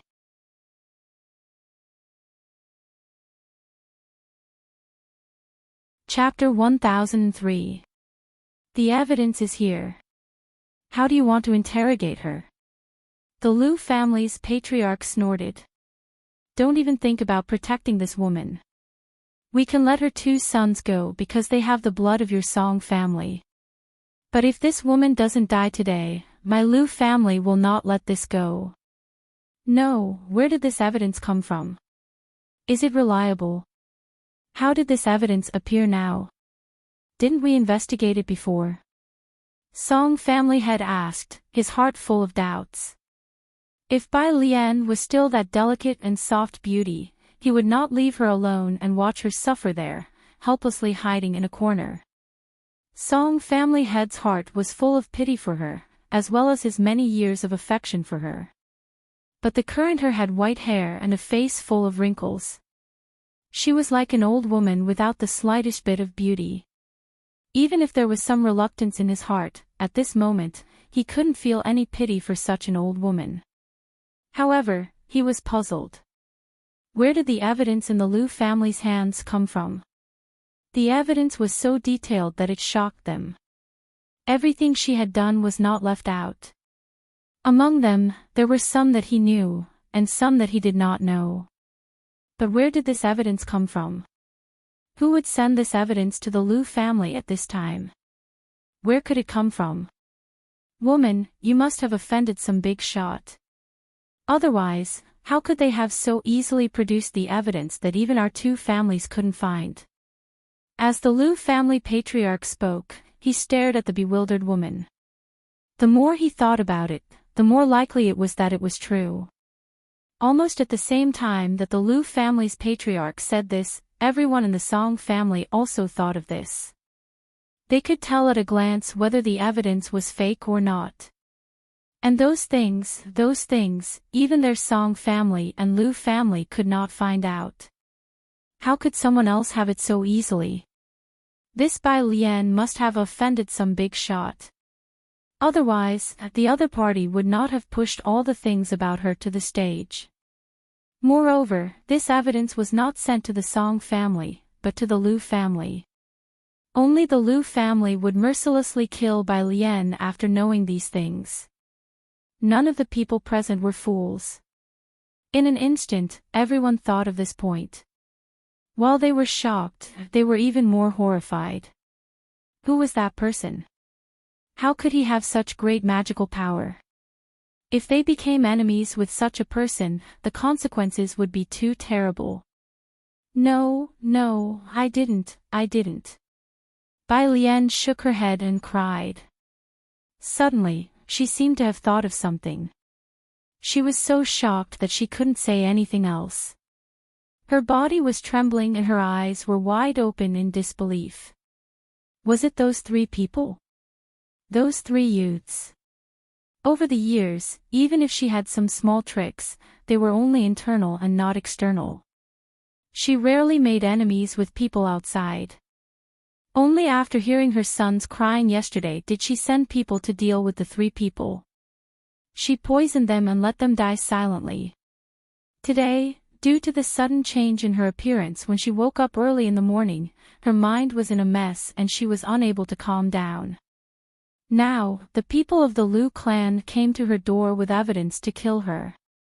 After their reminder, she remembered that the 2 Jindan cultivators she sent out last night had yet to return.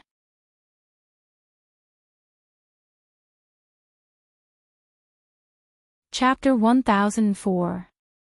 She muttered in disbelief. Her expression showed a trace of absent-mindedness and fear. Seeing this scene, how could the crowd not know that she had really offended some big shot outside? Therefore, Song family had asked, did you really offend someone outside? When was it? Who did you offend? Humph. Now is not the time to talk about who she offended, but about how she poisoned my daughter, your wife. You don't ask about it, and you don't deal with it. Instead, you care about something unrelated. Liu family head's face was gloomy as he shouted, since your Song family won't deal with it, then our Liu family will make her pay with her life. Bring her back. He shouted. The 2 people behind him were about to step forward, but at this moment, a figure rushed in. Grandfather Liu.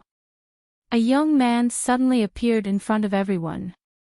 The young man's aura was steady, and his face was 60% similar to Song family heads.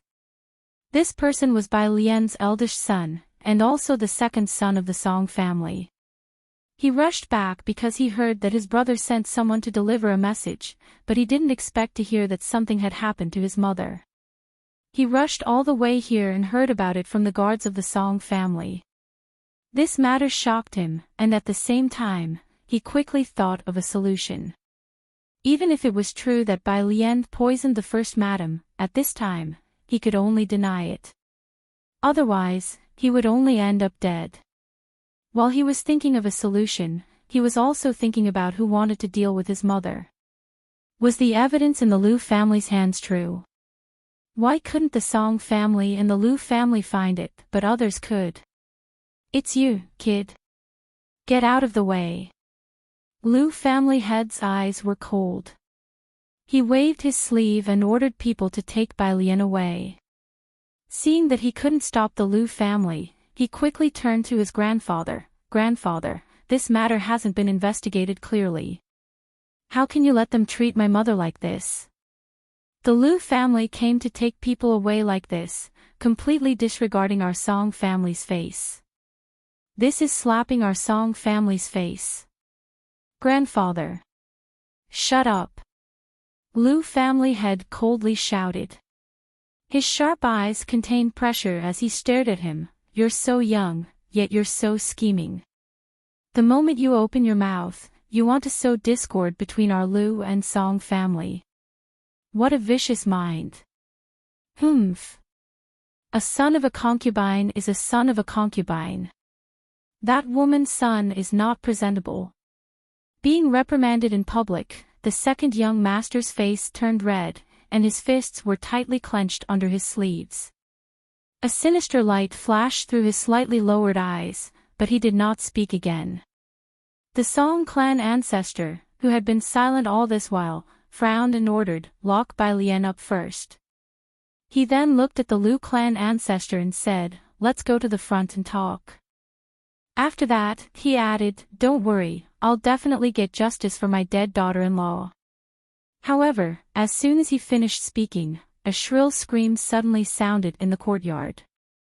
Everyone was shocked and hurriedly turned their heads to look. They saw Song Ming, who had been ignored by everyone earlier, standing in an inconspicuous corner with a long sword in his hand. At this moment, the long sword in his hand was dripping with blood. His cold and sinister gaze was fixed on Bai Lian, who was twitching and screaming on the ground. The tendons in Bai Lian's hands and feet were all broken, and blood seeped out from his hands and feet as he fell to the ground. Song Ming's sudden attack caught everyone off guard, but it wasn't unexpected. Facing the enemy who killed his mother, how could he remain calm? However, when the other two brothers saw this scene, they were stunned and involuntarily cried out.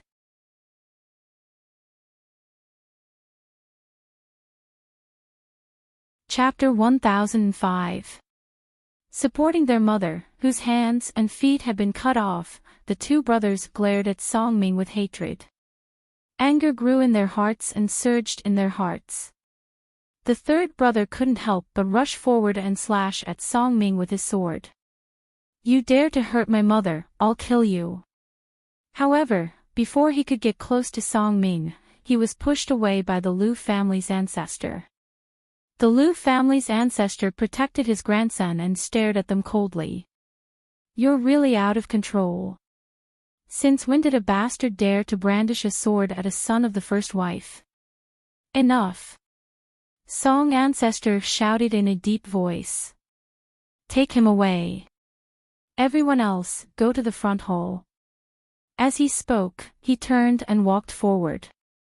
Seeing this, two guards came forward and took away Bai Lian, who was twitching on the ground, and locked her up in the dungeon to await punishment. The others went to the front hall. After everyone left, only the two brothers were left in the courtyard. The second brother asked, "How did this happen? Did mother offend someone recently?" Today's matter was obviously a trick played by someone behind the scenes. They wanted to kill his mother. Brother, mother usually doesn't go out. How could she make enemies? Brother, they said mother killed the first madam. Is it true? He was a bit worried. If this was true, could his mother still live? The second brother thought for a while and said, someone wants mother dead. And it's not an ordinary person. I'm afraid mother won't be able to escape this calamity. But mother didn't offend anyone. Yesterday, I was beaten up and came to find mother to help me vent my anger. She also told me not to cause trouble so father wouldn't be unhappy. How could she make enemies? Hearing this, the second brother was stunned. He hurriedly grabbed his shoulder and asked anxiously, you told me to come back yesterday and said you were bullied. Did you go find mother before that? I told father. Father told me not to cause trouble, so I told mother. But she didn't help me. Second brother's thoughts ran deeper than his. When he heard these words and thought of the various unforeseen events today, he had already faintly guessed something. Thinking about it, third brother must have offended someone with an extraordinary status. Otherwise, how could he have gotten into such a disaster for no reason? Let us go into the anteroom, and you will tell me about it as we go. He drew him into the anteroom, and made him explain the events of the day. After listening to his words, second brother faintly guessed that their mother had asked third brother to bear with it, but she must have secretly sent someone to teach those three people a lesson. Otherwise, it was impossible for such a thing to happen today. However, speaking of these three people, he vaguely remembered that when he came back earlier, he saw the three people that old third had described drinking tea at a tea stall not far from home. In the front hall, after a discussion between Song and Lu, the Song family decided to execute Bai Lian, because the evidence was real and could not be refuted. The truth was in front of them, and no one could protect her or save her. All right, as long as she's dead, I'll let this matter go. He patted Song Ming beside him and said, Ming, once that vicious woman dies, I will accompany you to pay respects to your mother. Song Ming nodded. He pursed his lips and did not speak. He only found out that his mother was killed after so many years. If he had known earlier, perhaps his mother would not have been killed when he was 5 years old.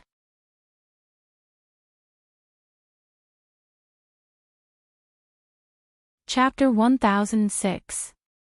When the people in the hall heard this, they were slightly surprised and looked at the two people who ran in. In fact, it was not true that Bai Lian was harmed. This was because Bai Lian had indeed done those things. It was just that she had been exposed. To the Lu family and Song Ming, they had to be grateful to the person who exposed her. Otherwise, they might continue to believe that the daughter of the Lu family, Song Ming's mother, had really died of illness back then. Bai Lian had to pay the price for what she did, and this would be her life. No matter who said it, no matter what, the Lu family would not let a person who killed their daughter live to see the sun tomorrow. However, they were really curious. Who could it be that they couldn't find out the information? Was there such a great ability? After receiving his father's signal, Patriarch Song coughed and asked, What are you talking about? What do you mean by knowing who harmed your mother? What's going on? Father, I was beaten yesterday. I told you, but you only cared about Big Brother's matter. You didn't even ask me a word. You just asked me to endure and not cause trouble. The third son looked at his father and said sadly, I went to find mother and told her. She must have sent someone to help me vent my anger. It must be those three people who did something. Otherwise, mother wouldn't have aged overnight, and she wouldn't have been framed for killing the first madam. Hearing this, everyone in the hall had different thoughts. You mean you were beaten outside yesterday?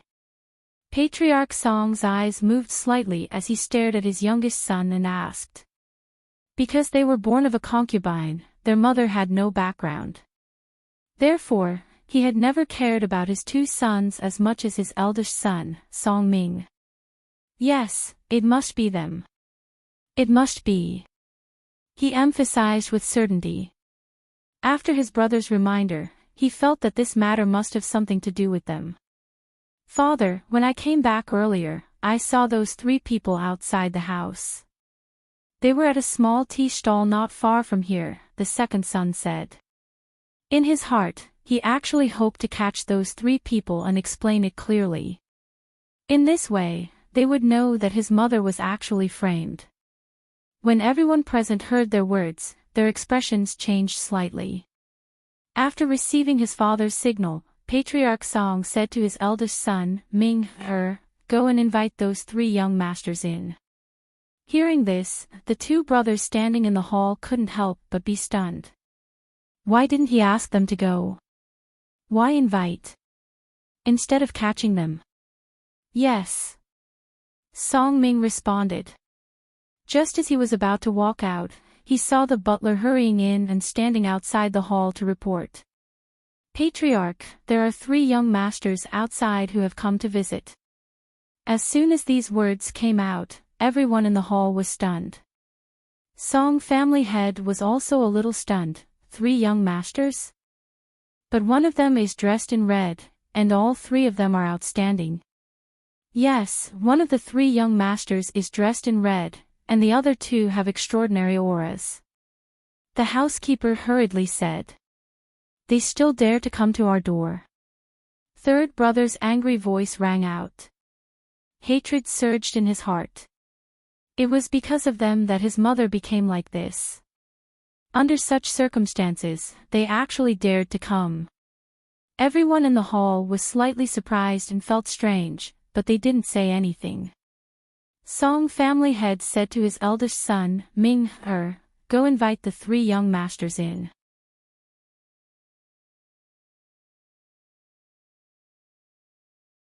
Chapter 1007. After Song Ming heard those words, he strode out. No matter who these 3 people were, since they helped him find his mother's murderer, they were Song Ming's benefactors. As for the other 2 brothers, after hearing their father's words, they could only grit their teeth and retreat to the side, not daring to say anything more. Many times, the children of concubines did not have the right to speak and were not valued.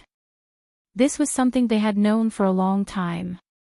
When Song Ming came outside and saw the 3 people, he could not help but be startled. He looked at them with a strange expression. It's you guys. That day, when he was gambling in the alley, he saw the 3 of them standing in the crowd.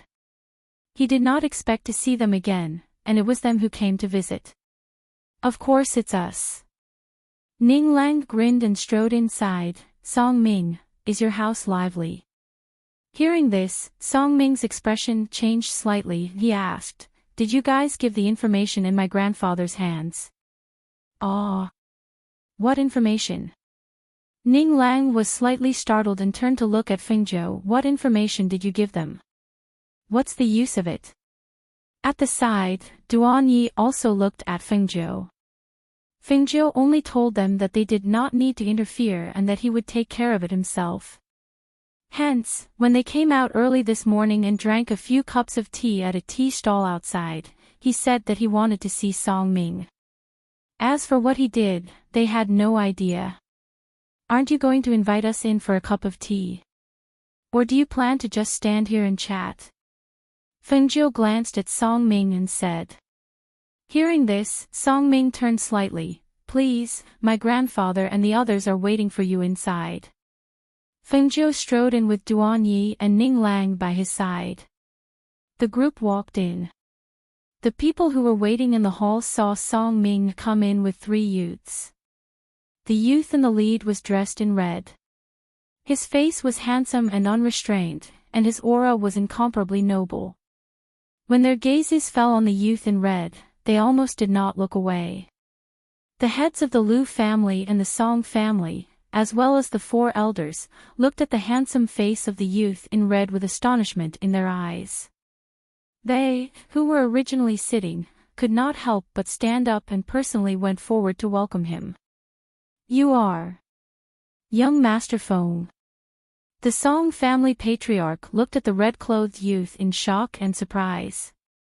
It could be said that the ghost doctor's portrait was in the hands of almost every family. They had originally thought that they would not see the ghost doctor here, but the youth in front of them looked exactly the same as the portrait, and was dressed in red. Who else could it be but the ghost doctor? Seeing their patriarchs and patriarchs lose their composure like this, the patriarchs of the two clans couldn't help but be surprised. Their gazes fell on the red-clothed youth as they sized him up. They saw that besides his noble bearing and handsome appearance, there wasn't anything else about him that could make them so shocked and pleasantly surprised. However, young Master Feng. What young Master Feng? Could it be that the patriarch and the others knew this young man? Duan Yi and Ning Lang were already aware of Feng Zhou's identity as the ghost doctor. They had seen many similar things along the way, so they were calm. The two of them stood quietly beside Feng Zhou. Even the neglected pet, Tun Yun, was squatting beside Feng Zhou, looking at everyone in the hall with narrowed eyes. I hope that Patriarch Song will forgive me for taking the liberty to come and disturb you. You're tuning into the LoveLore Library YouTube channel. We're so grateful for your support, and don't forget to subscribe to join us on this incredible journey through captivating stories. Your generosity through donations truly makes a world of difference, as it's the primary source of revenue that allows me to expand and enhance this channel for you. Thank you from the bottom of my heart for being a part of this adventure.